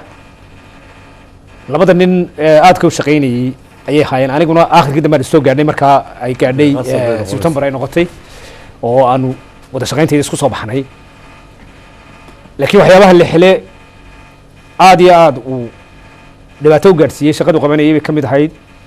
inay askartii ay bisleeyeen nimankani sidii saraakiishii ay noqdaan waxba qaban waayaan hargeysa wax hawlgal la yidhaahdo iyo la socon waaye waa socon waaye burcana ka mid ka daran hargeysa hadalkeeda berberaha meel walba markaa waxaad diyaariseen meel kasta saldhig iyo ciidan iyo saraakiil baa joogta wixii loo dira qabta ha qabta haddana waxbay qaban waaya mandheera waan ku iman doonaa marka mandheera marka ninkii turki waxaa loo diray waxaa la yidhi ciidankaaga soo diyaari waay turki markii baa noogu dambeysay ninkii turki xagga dhacay jimci bay noqotay anigu jimci baa soo hoyday inta reerkaygii la ballamay aan ku wili wixii dhacay shalay kolley waxaa loo haysanayaa dadkeenna ayaa loo haysanayaa aniguna dadka ugu dhow ma ka mid noqonaya marka hadday dacdi ku timaado fariinay dhig baan ku wili hoteela seexantay habeenkii meel gooni aan helay aan seexday laakiin lixle ma aanu tegin oo habeenkii jimca oo 12 bishu tahay fariintii subaxii waxaan helay in la tegay gurigeygii lixle halkaasaan kala bilaabay hawshii hubkaygii waa lagu qaban lahaa markaa la qaban lahaa inkastoo gaani diday tagsigii ayaa u tegay lixle oo fariintii ugu dambeysay anigu kuma saari karo isdaber oo ka baxa gurigii aad ku jirtay aniguna waa isdaberaya tagsigii baa la qabtay tagsigii baa la kula socdo xayd bay geeday halkaa xagaad ku socotay lixle nabad sugidii nimankii ugu sarreeyey way tageen waxay ku yidhahdeen xayd baa ku jiray dilkaaga gaani waa laga soo dhexsin waayey waanu caayay runtii caybu caayay waxaan ku yidhi dadka waa dhalacaysan runtii aad buu ii difaacay kaama rumaysan aad buu ii difaacay aad buu ii difaacay waay wuxuu ma dhacayso dadka la maraysaan u geli ilaa gurigii la tegay oo laga soo helay hubkii aan hayay qori ka mid ah oo dabalaaba oo naaskii ku jiro waxyaalaha la yaab kalahay waxaa ka mid ahayd ninkii gaani ee toogashada iyo dadka jiirka xaaskaygii iyo carruurtaydii wuu tegey sawir baa la waayey qualificationkaygii ayuu kala soo waxay shandadaydii xaaskaygii wuxuu ku yidhi malaa lacag yar ma korkan ka soo tan boqol mastaa idiin soo dirtay wax kale ma odhan ka tegey wax dhibaato ma geysan halka ay ka dhacday in dad aad waraysateen ay ka mid tahay xaaskii ina koodbuuro oo kale dhibaatada loo marka adigu goorma laga bilaabo ayaa xidhiidhka adiga gaadhiisa u ka dambeysay markaas isku hayd markaa la dabcay la ana hoyday wixii ka dambeeyey waxaad noqotay underground baan galay underground underground baan galay 12kii November bishii 18 waay maxaa hawlgal aad qabateen oo kale gudaha marka adigu taan ku dhameeyay waxaanu ka lixle waxaan isku siixday dadkii oo kala yaaceen waay waxa ka horeysay shaki jira oo kala sheekeyn doonay koodbur kuma jirin markaa hawshii shaki baa yimi marka tiisi goonaan ku marin doona waad weydiin doontaa taa waad laakiin turki waa la waayey ciidankiina waa la waayey marka waxay noqotay aniga lixle inaanu hawsha isku xidhno dadkii kale dabada lala socodsiiyo lixle wuxuu la socodsiiyey Djibouti xamar inaanu gudiga ku jiro ana la qabanno oo shaqaynayno yaxya sheekh ibraahim ayay gaadhay warqadii ama warar kale lama gudbinayo ama phone lama gudbinayo telephone wax lama dirayo warqadii laga diray airportka Hargeysa injineer maxamuud bixi oo diray ayaa gaadhay rag ka firdhaday oo fajaacida markii oo nin walba waxa ku dhacay ayaa tagay xagga oo ku yidhi nimankii deena buurta garanay la qabtay kala garamayno wax guri waa ku shaqaynaya ee ku jira magaalada ku jira dhabkii ku noqda waxa kamid ahaa nin isbatooro sheekh maxamed la oranayay ayaa soo noqday oo noo keenay fariintii adigu 3 December ka baxnay waxaan wixii aan dhameysanaynay inta ayaan dhamaysanay waxaan tagnay gaashaamo intaana gaashaamo tagay lixle waxa ku dhacay werwer baa ku dhacay wuxuu dagaalkeenu u fashilmay isaaqna dhibaato ayaynu geysanay reerkeeni isaaq la oran jiray dhibaynu geysanay waxaan 24 bishaan u malaynaa November inay ahayd baan malaynaa وين عيبون reerkeenu waa ceeboobay dagaalkan ku fashilana lixle waxyaabihii aan kuuli hadalkii markii hore aan kuuli inaan wixii u socon waaya inaan ka galo anigu aqoon ka galo ama baraarujin ama inaan ka caawiyo tii baa timi waxaan kuuli waxaynu u baahanay lixle maynaan fashilmin waxaynu u baahanay ciidamo yar wuxuu ihi maya wuxuu ku daray hadalkiisii wuxuu ihi nimankii dawladda joogayna hub ma haystaan 1000 qori bay haystaan buu ay siisay dawladda Ethiopia baasi ku weyn yahay waxa ciidan hor joogana waad aragtaa buu aad buu warwaray runtii wararkiisana ma garanay habeenka waanu fashilanay buu waana fashilanay dadkeena waxaan ku waxaynu u baahannahay inaan ciidamo yar oo luga ciidamo yar oo fudud oo xataa wadda waxa ka sameeyeen markay yimaadaan kala doorta meeshay tagaan waajib ka qaata inaynu soo gelino lixle tii buu qaatay oo garowsaday dabadna waan baxnay waxaan tagnay gaashaamo gaashamo waxa jooga gaashamo wuxuu igu yidhi markaa ma tegayno buu yidhi gaashamo garankii markuu qaato wuxuu yidhi gaashamo ma tegayno sababtoo saraakiil cusub aynu nahay waxaa laga yaabaa in la sabab leena geeyo burcaan tagno burcaan tegaynaa baan ku hogaaminana meeshaynu bedelaynaa hawsheennan waay burcaan tagna buu yidhi waxaan ku ma tegayno ma tegayna gaashamo nimankii waa kala daadsanyiin wax ku dhacay fiic waa kala tagay buu yidhi ilaahay wuxuu qadaray inaan ugu tagnay raggii saraakiisha ahaa oo ilaa duriyo iyo baladhaysgii buu gaashamo ku shiraya kowdii habeenna waanu ka baxnay hargeysa waxaana qaaday nin aadan cumar dayuur la yidhaahdo oo ciidamada xuduudka ee la yidhaha maleeshiyada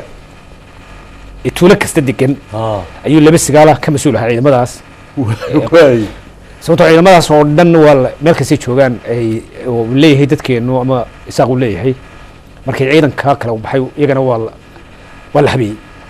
iyagoo qorigiisita ayay haddana xagga markaa waxaa ninkii baana qaaday kowdii waxaanu tagnay gaashaamo kowdii maalin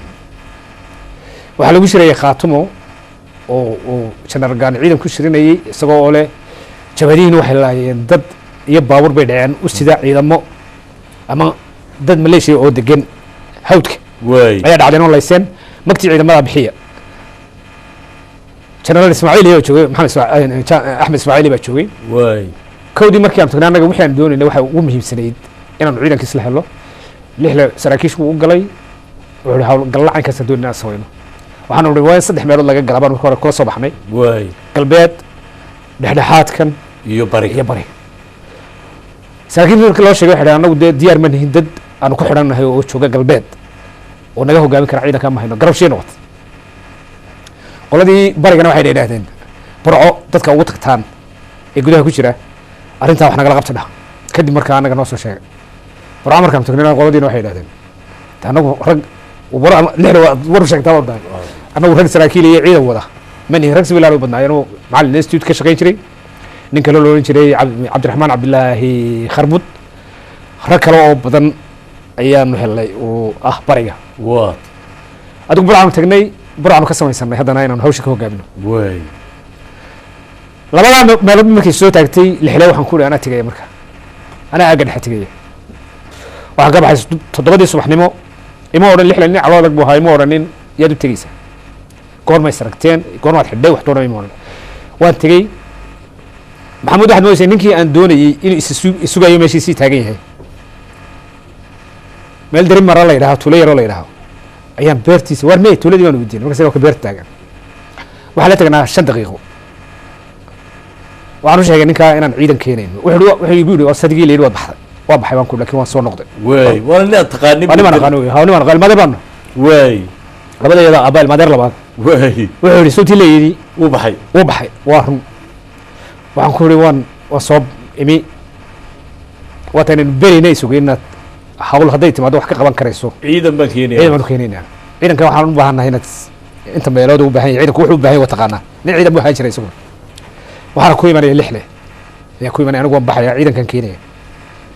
12 markii baan lixle ku noqday wuxuu igu lixle miyaad soo weyday ninki aan ku waan soo dhameeyey farxad lixle markaas ayaa intaanu halganka wadnay ugu horreysay waan soo dhameeyey haddana halay diyaariyay waan baxay gashamo inaan tagaa waan baxay ciidankii baan doonay maxamuudow waa arrimo iska hagaagi jiray baa jira hadday khaldamaanna xataa gaarigaan ku soo qaadnay ciidanka wuxuu noqday gaari laga leeyahay baabuurka maxamed kaahin iyo cali hayaan ii soo diyaariyeen ee ciidanka ii soo saareen oo igu keenayeen meesha aan anigu tuulo yaran ku gabanayo wuxuu noqday baabuur laga leeyahay aaggan tegayo waxaan baabuurkan haddaad diiddo hawsh way kaa kala lumi waan iskaga nasiibsaday baabuurkii markaan xuduudka dushiisa marayno ayuu baabuurkii injiinkii damay habeenkii halkii baan noo hoyanay subaxii baan ku celiyey tuuladii aan joognay maxamed kaahini cali hayaan baan fariin u diray waxaan ku yidhi ciidankii baabuurkii uu naga xumaaday baabuurkii wuu qaaday baabuurkii naga xumaaday fariintayda wuu qaaday waxaan ku yidhi maalinta ayaanteedaan ku soo noqonayaa ciise curagtaan xasuusnahay oo 2 go cadcad xidhan wuxuu yidhi waynu degdegnay bariga galbeedkana inaynu hawsha ka fulinayd buu yidhi hadal caynkaas oo runtii dee ku habboonaa meesha waxaan ku yidhi ayaanteeda sabtiga ahayd ayaan idiin imanayaa haddii la yidhahdo waxaan ka dhaadhacay burcan ka dhaadhacay lixlena wuxuu joogaa haddaana ninkii u tegay baan meeshuu ka tegaya wuxuu joogaa burti gaclibax ninkii baan tegey waxaa la igu yidhi waa maqay baabuurkan ka kaxaysto burco waa inaan haddana la soo noqdaa waxaan ku wuxuu soo dirayaa ninkii nin baa hargeysa naga raacay kamandoosa oo keligii la joogay burco waxaan ku ninkii uu soo dirayay wuu dhaafayaa kantaroolka burco ee kaba dheere la yidhahdo ayaan aragnay ninkii aan sheegayo baabuur sidaa u gundhinayo riixaya waxaan ku ninkii doonayna wakaa ninkii warqadii dhiibay warqaddu waxay ku socotay maxamed kaahin waxaan ku warqad wuxuu maxamed kaahin warqadda la waxay ku qoran warqadda waa wax anigana igu socday isagana ku socday kan baan ku waan akhriyay waxaan ku duway noo celi adigu lixle markii aan meesha tagnay waa koobin wax la yidhi wax ku maqayay madheera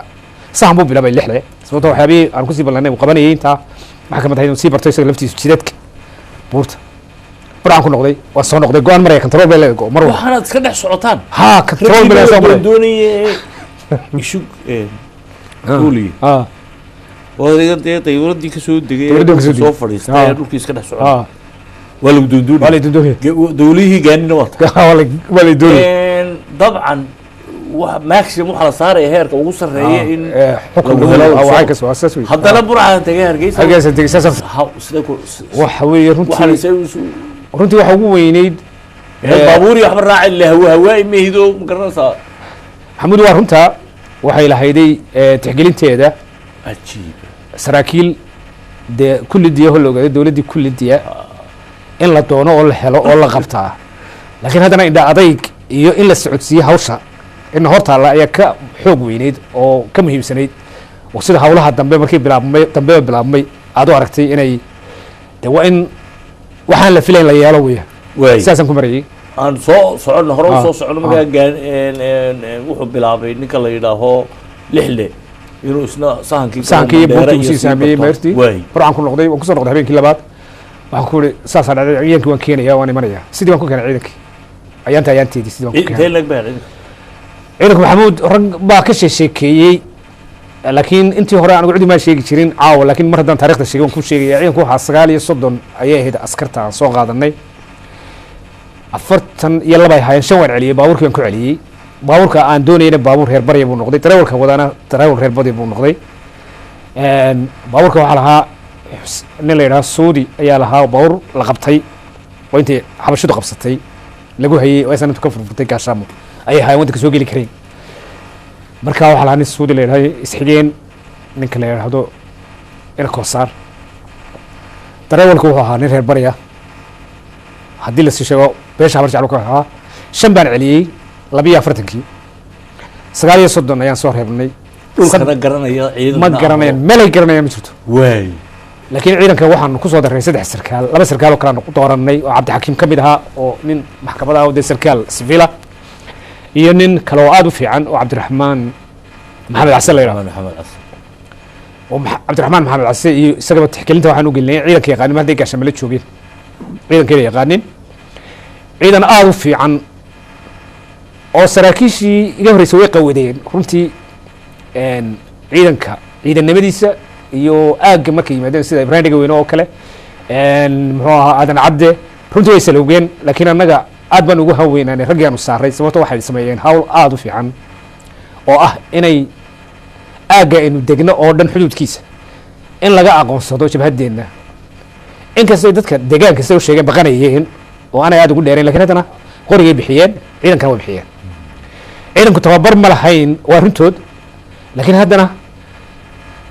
ciidan intii ay joogeen wixii tababar ay siin karayeen ahaa buu ahaa waxaana ku garanayaa ciidankaas sida hawl gareen markaan madheera galnay waay halkaad gasheen marka ciidankii markaan keenay 930 buu noqday ciidankii buurta waanu galnay meel biyele god waa inay noqoto oo aan laga arkaynin godadka buuruu leeyihiin laakiinse wax beesha ayaana ilaalinaysay ilaalinta iyada ayaa ugu weyneyd xiriirkaan xidhnay inaan cid kale ogaan ciidanka waxaan keenay 25kii inaan ka sheekeeyey oo la yidhaahdo cabdi bulbul wuxuu ihi wuxuu keenay 25kii buu keenay 15kii buu keenay maan keenay 15kii 25kii baan keenay wuxuu ihi markaanu degnay lixlaas ciidankii 50 buu haayo 50 yidhi baabuurkii saara wax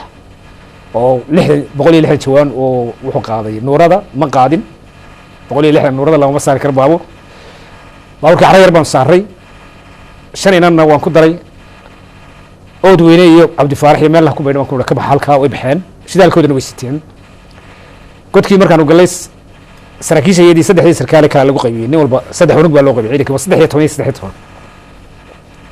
cabdixakiim salaad uu bilaabay ciidanka raashin weyn oo meel loo dhigaya ma jirin laakiinse beesha ayaa qabtay raashinkayga anaguna wixii ceedhinahe lagu caawin karo ciidankii dhinaca soo xigay go wadadii ka bixi jirtay ayaanu buurta gacliba ka galnay meel deela carruurtaadina garanayso runtii maxamuudo buurta way ii yaray intaan tegey laakiin de nin weyn waxa la yidhi waa wada indho waa wada indho waxay caawinay reerkaygii oo dhan ba hareeraha iga maray lehla wuxuu sii helay ninkii aan ku baleemay mooye wuxuu 3 nin oo kale uu ii keenay 2 nin oo isdhalay oo nin adeerka yahay nin kalena ilma adeer yahay ogeynba inuu ninkaasina ciidan ahaa iyo nin kale 4 nin oo kala dhicin oo ciidankii sidaa u qaado dhulka hagaafaya mandheerad gashay markaas adigu waxaan buurta ku jiray ilaa bis 3 ilaa 25 gomis intaasaan buurta ku jiray وتهانسنيسين هلك ciidanka baraynay koox kolba la kaxaynaya la barayaa wadooyinka haddii hadhowto dhacdo in la kala firdho adigu waxaanu goorsanay inaanu gallo mandheera lixlaa yidhi mar haddaynu halkan watan kuugu daray sheekadayda marka ciidamada yaryar la geliyo lixlaa waxaan kuuhi ha doorteen waajibkooda tii baa timi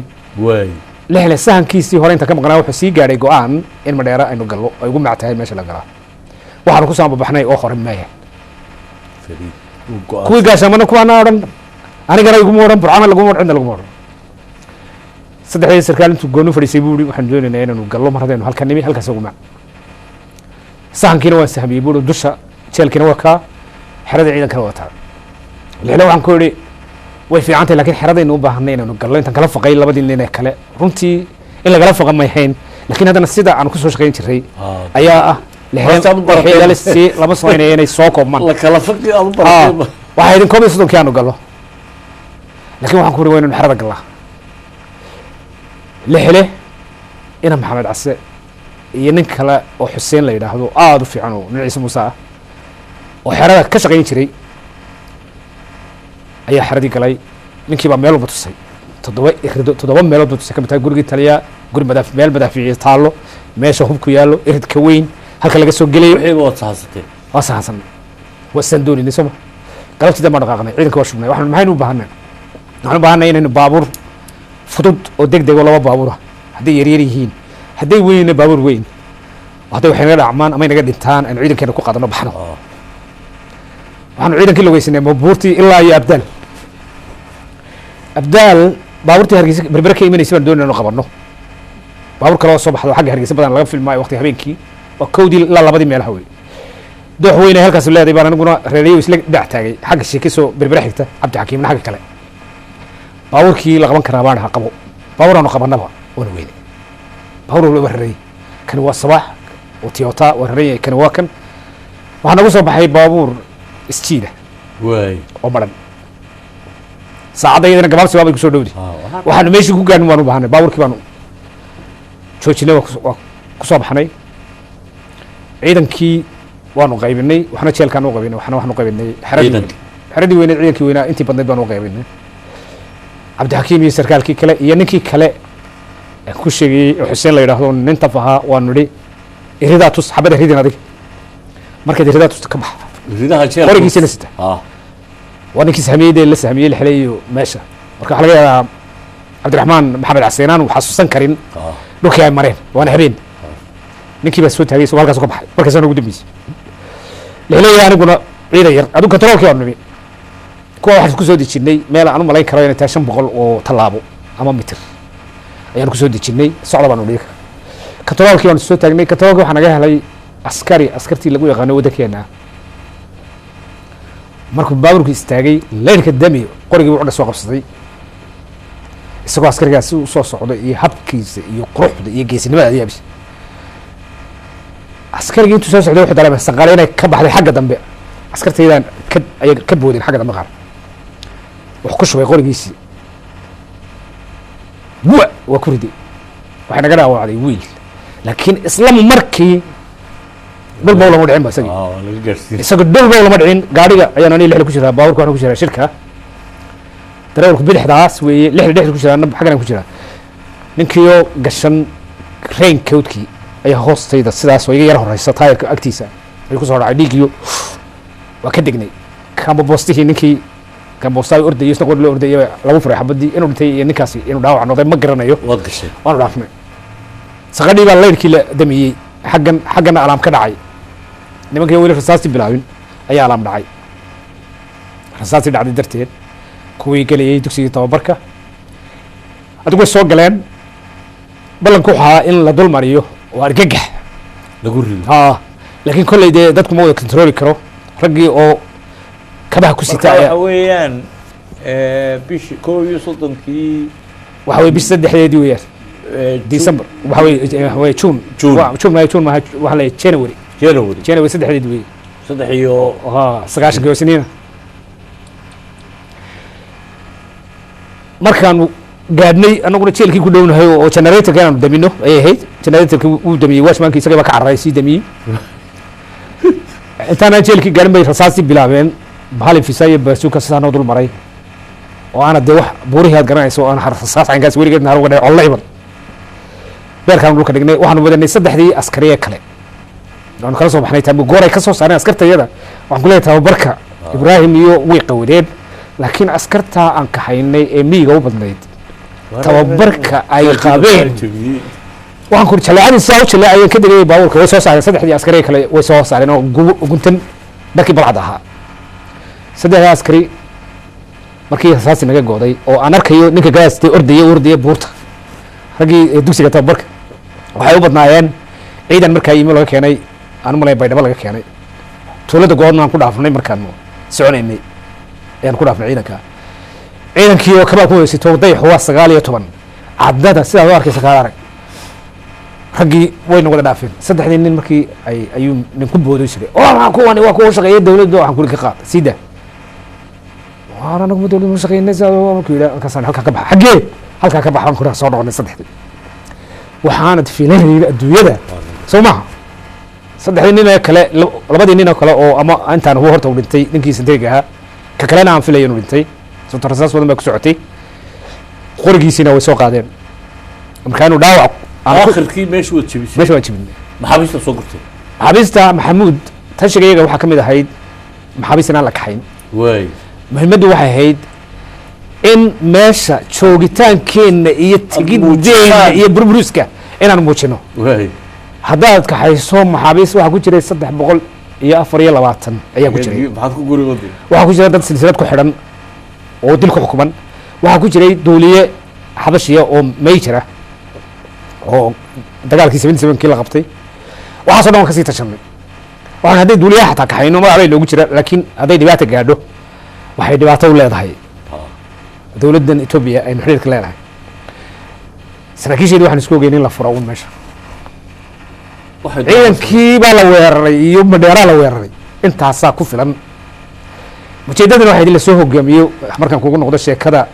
ahayd ama arrinka ahaa ciidankii dibadda loo saaray ilaa xamar warwarka ka galay maxay qabanayeen inuu ciidan gudaha soo geli karo ayay ujeeddada ahayd aan u filinay barnaamijkan tina way hagaagto runtii waadiga arkay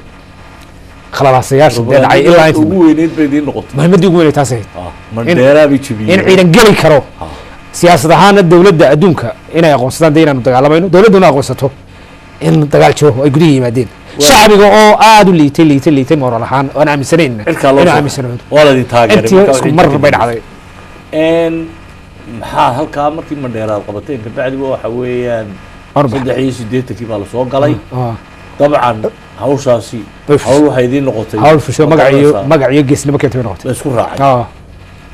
kabacdi maxaa dhacay kabacdi xagga suka u soo soco si aynu hawsha u soo ma garanaysa kabacdi waxa dhacay waxay noqotay in hawlgal kale loo baahan yahay anaguna weli burcaan joognaa hawlgal kale in loo baahan yahay oo laga sameeyo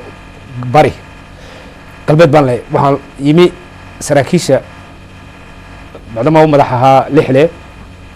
saraakiisha isaga codsan jiray hadday baxayaan iyo hadday joogayaan iyo hadday dibad qabteen oo laga keenayo waxaa ka mid ahaa cabdillahi askar baa ka mid ahaa saraakiisha uu dalbaday inay hargeysa yimaadaan oo intaanaan hargeysa ka bixin ku jiray order risku sameeyey ama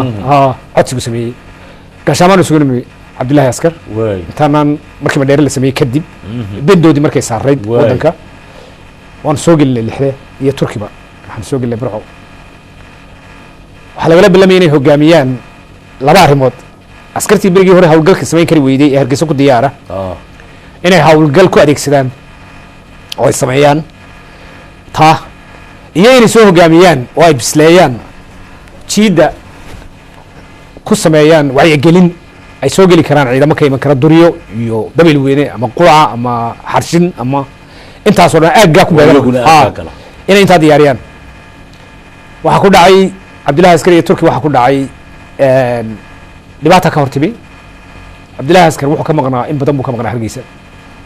saan u malaynayo cabdillahi 17 sanad way ka badnaa, allah yarxamu ilahi naxariisana siiyo, way ka badnayd siduu yidhi, cidiba kama garanayay. waxaana noogu soo noqday nin injineer maxamed yuusuf la yidhaha hargeysa noogu yimi, wuxuu ihi nimankii waxay cunaan nama haystaan, guri ay galaan nama haystaan, lacag baan adigu dhibnay, gurina waxaan uhi guryana waa sidaa loogu ballamiyey oo loo ballamiyey, haysta bereen adigu xidhiirkii meesha way kordhisteen. waxaanu kala sii dardaaranay inaanay la xidhiidhin oo weliba turki kala dardaaranay ibraahim koodbuur inaanay la xidhiidhin. ibraahim koodbuur aanu ku macnaynay in laga galay dembi, shaki baa yimi, ibraahim koodbuur dhacay. marka bilowgeedaan ku noqday ibraahim koodbuur iyo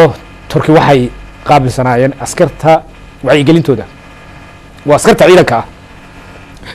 iyagoo wacyigelinaya ibraahim askar moodayay inay wada yihiin askar waqooyiya ayuu hadalla aan aada u weyneyn laakiin lagala soo bixi karo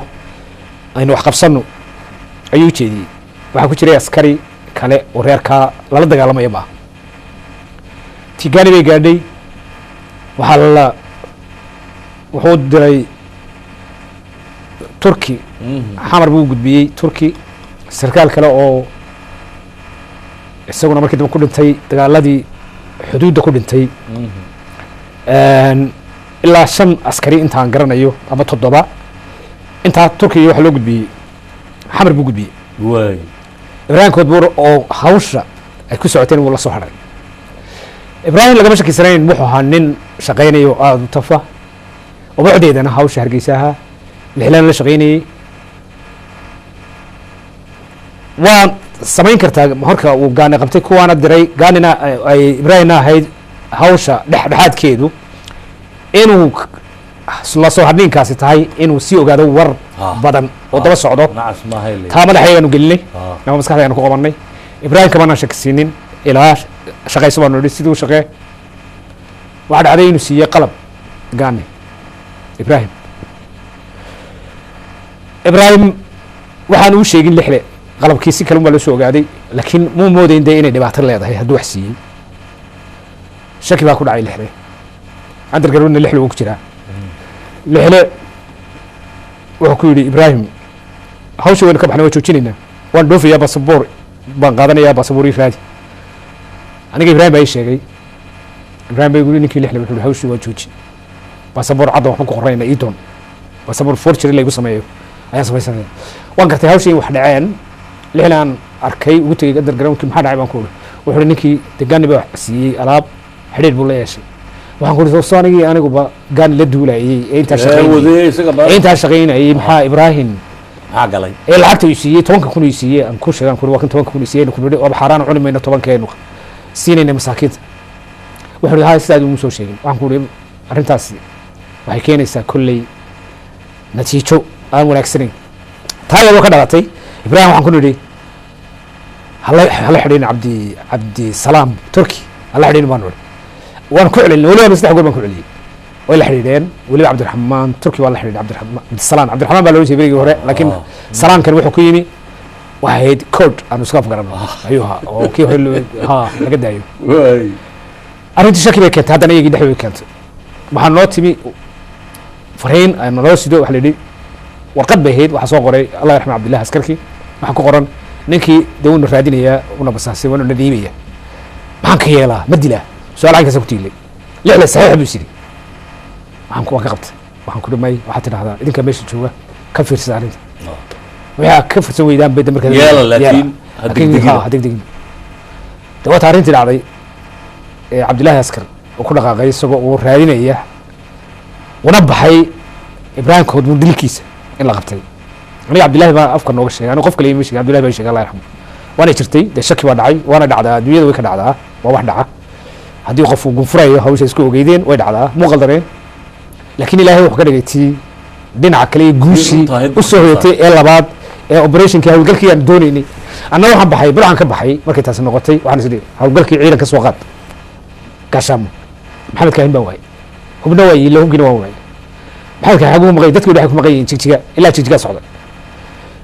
waxaan tegey waxay raacay maxamed kaahin maxamed axmed mire iyo staffka waxaa ka mid ahaa sarkaalka deputy officerka waxaa ahaa ina koosar generaalkii baan u tagnay herab deganaa waxaa ninkanaa gudaha ka yimi waxaan doonaynaa hub 180 oo aan berigii hore 3 lixdanaad codsanay 3 lixdanaad ayuu noo qoray oo kaartadiina diyaarsada way diyaariyeen runtii waxaa diyaariyey markiiba si degdeg u diyaariyey maxamed kaahin iyo axmed mire wuxuu yidhi miyaa nimanka gudaha ninka gudaha ka yimi miyaa layda qabanayn haddii gudaha ku jiraan waa la qaban karaa waa la qaban karaa laakiin de wax walba ku talagal soo noqodkaan jigjiga marayaa la yidhi cabdillahi baa la qabtay waxay sheegay gabax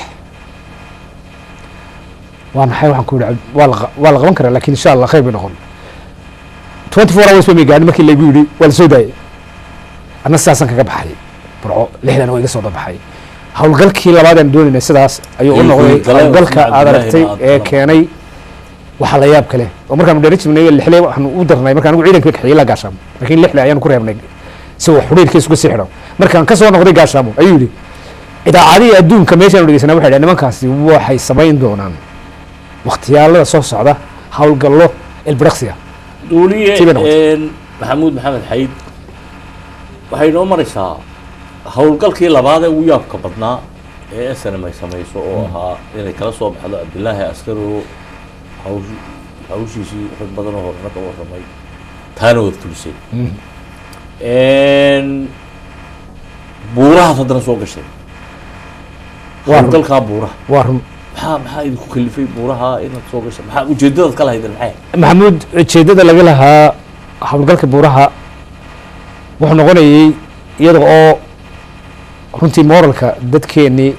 uu aad iyo aada u kacay oo dagaal galay dadkii reserve area deganaa aynu la deganayno ayna taageereen oo aad inoo taageereen muddo badan ayay siyaasadda in laysku labo ayaa ka dhacday magaalada dir rabe xarar iyo jigjiga taasoo loolankeedu noqday in yaa noqonaya kulba chairman una badnaayeen saraakiishii iyo raggii siyaasiyiinta ahaa ee ka yimi ama englandtana ka tageen ama ha ka yimaadeen carabaha oo runtii rag mujaahidiin oo aad iyo aad u sarreeyay ahaayeen raggaas civiliankiiba waxaa gashay hunguri baa galay hunguri siyaasadeed oo ah chairman in la noqdo aniga xilligaa waxbaan ugu tegey ayaanu ku gaadhnay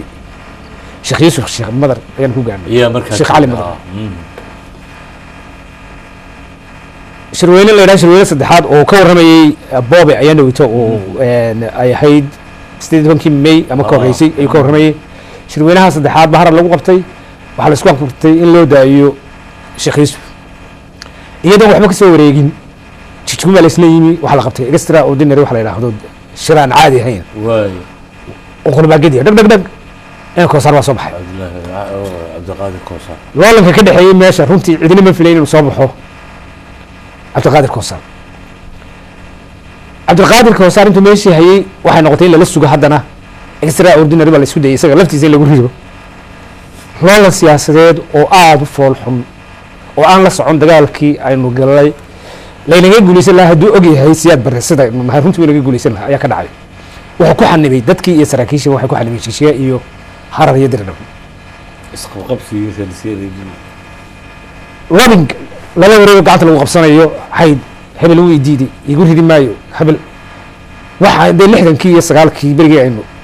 siyaasadda kusoo kacnayno aragnay wixii ka dhici jiray hargeysa oo kale ama xisbiyadu ay wataan oo kale ayaa ka dhacay taasi waxay lumisay moralkii dadkii joogay faramaha ayay lumisay hataa waxay noqotay inay soo galaan horjoogayaasha ciidamada inay soo galaan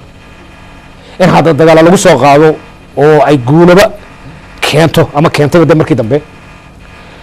marka iyada oo taas uun laga soo baxay waxaa sii dardar gelisay markii ciidanka awaare lagu tababaray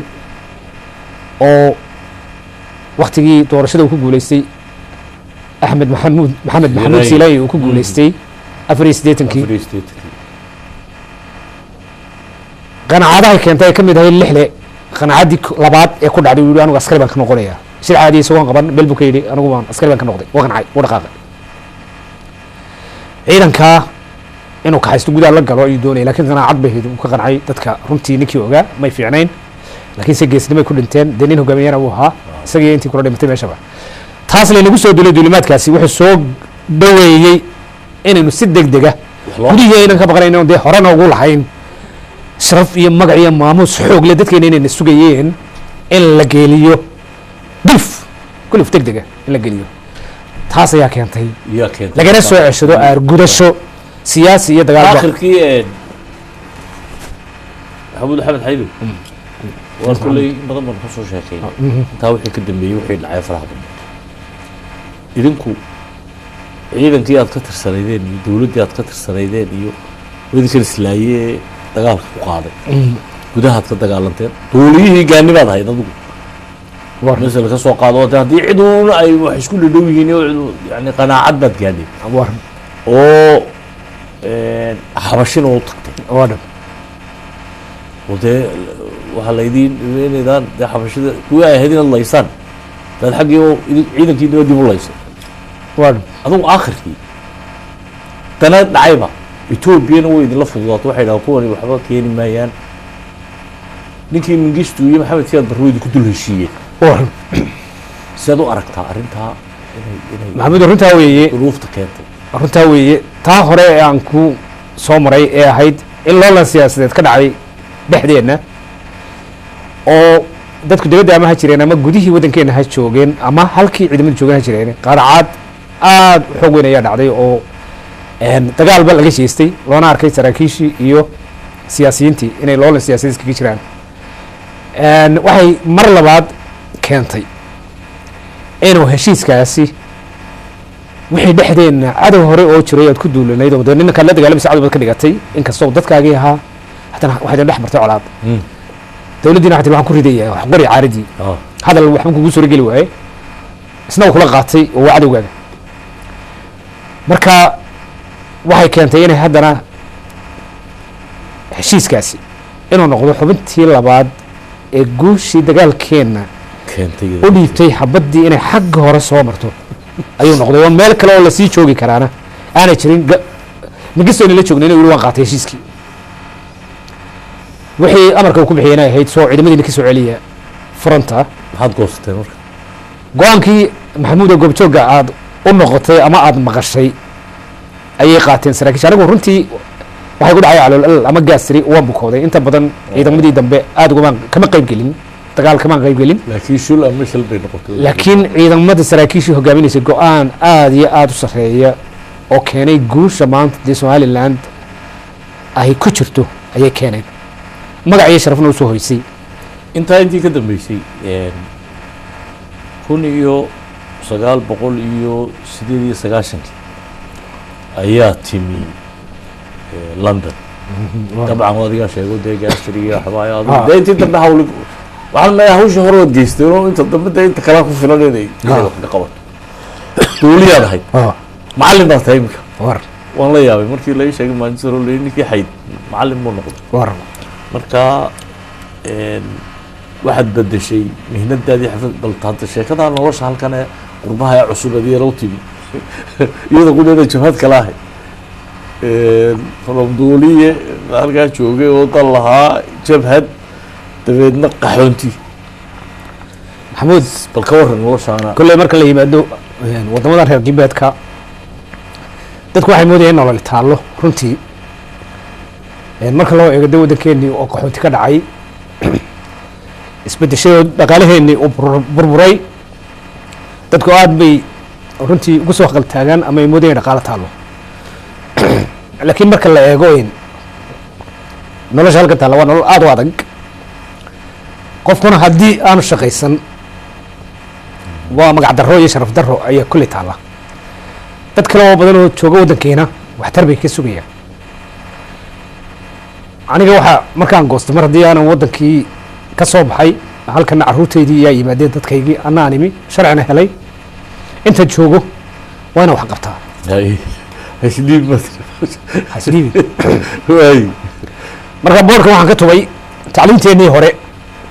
wixii laga hayo ayaan bal dun ugu noqon maxaa qaban dowliyadnimadii askarinimada Maxaad iska dhigo waxyaala warista doorashiyo waxaan maxaad qaban kartaa tacliin waad qaban kartaa inaad barato taa waan iska dhigay meel waxyaaba ugu muhiimsanaana waxay ahayd aan iska dhigay meel runtii waxaan saloogay dagaalkeennii taya ka soo baxa dadka daryeelkiisa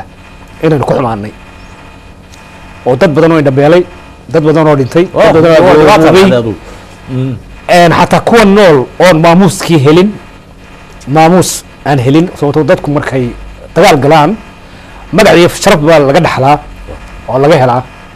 oo kuwii noolaana ay ka helaan ee ku guulaystay kuwii dhintayna lagu tabantaabiyaaye dadkoodii markaan arkay taasi inayna segtay oon aniga arkay ay igu soo galeen iyagoo indhalay leey war si una dheha madaxtooyada somaliland ay igu soo galeen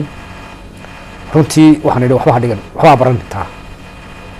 faranjigaan mar yaro bilaaba waxoogaa ka bartay oo aan ilaa dugsiga sare dhiibay mara diri dhaba joogay waxaan kuli joojitaana waad ku qaldanayd dadka meeshii kaa dambeeyey halkaan joogto waxaad qaban kartaa qaban marka boorka waxaan ka tumay tacliinteennii hore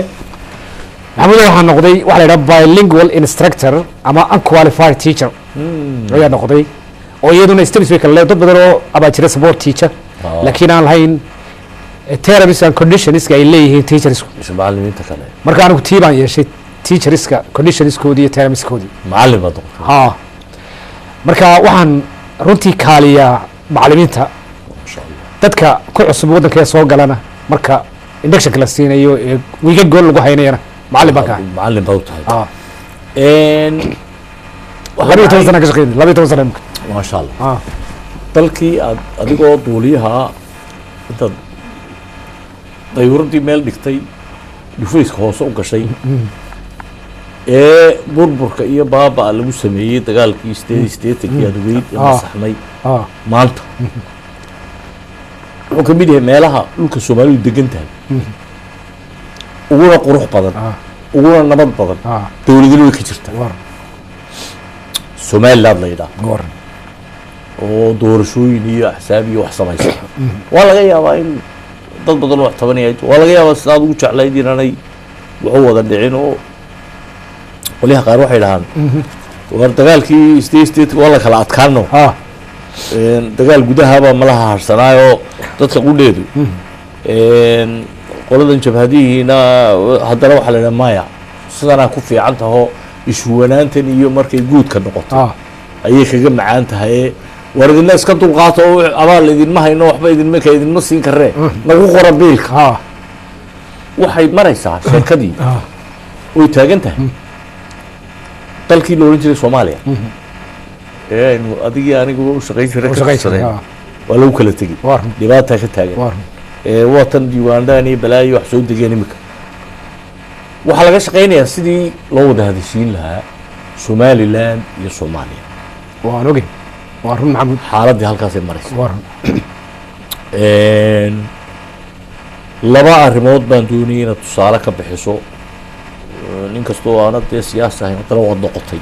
waa dhab Somaliland maxaad odhan lahayd way ka dhiman yihiin yeela oo sameeya Soomaaliyadii kale abaalkay nagu lahayd isku qolada hayda iyo aynu lahayna maxaad odhan lahayd kaga baxa dhibtan idin haysatay sanadkii la sano yeela maxamuud waa runtaa waddanka Soomaaliya oo waddankeennii dadka deganna waa dadkeennii dhibaatadana maamul baa loo tiriyaa inkastoo dadka markay qaar hadlayaan ay isku daraan shacbiga koonfureed iyo dhibaatooyinka dhacay runtii shacbiga koonfureed wax dhib ay ku leeyihiin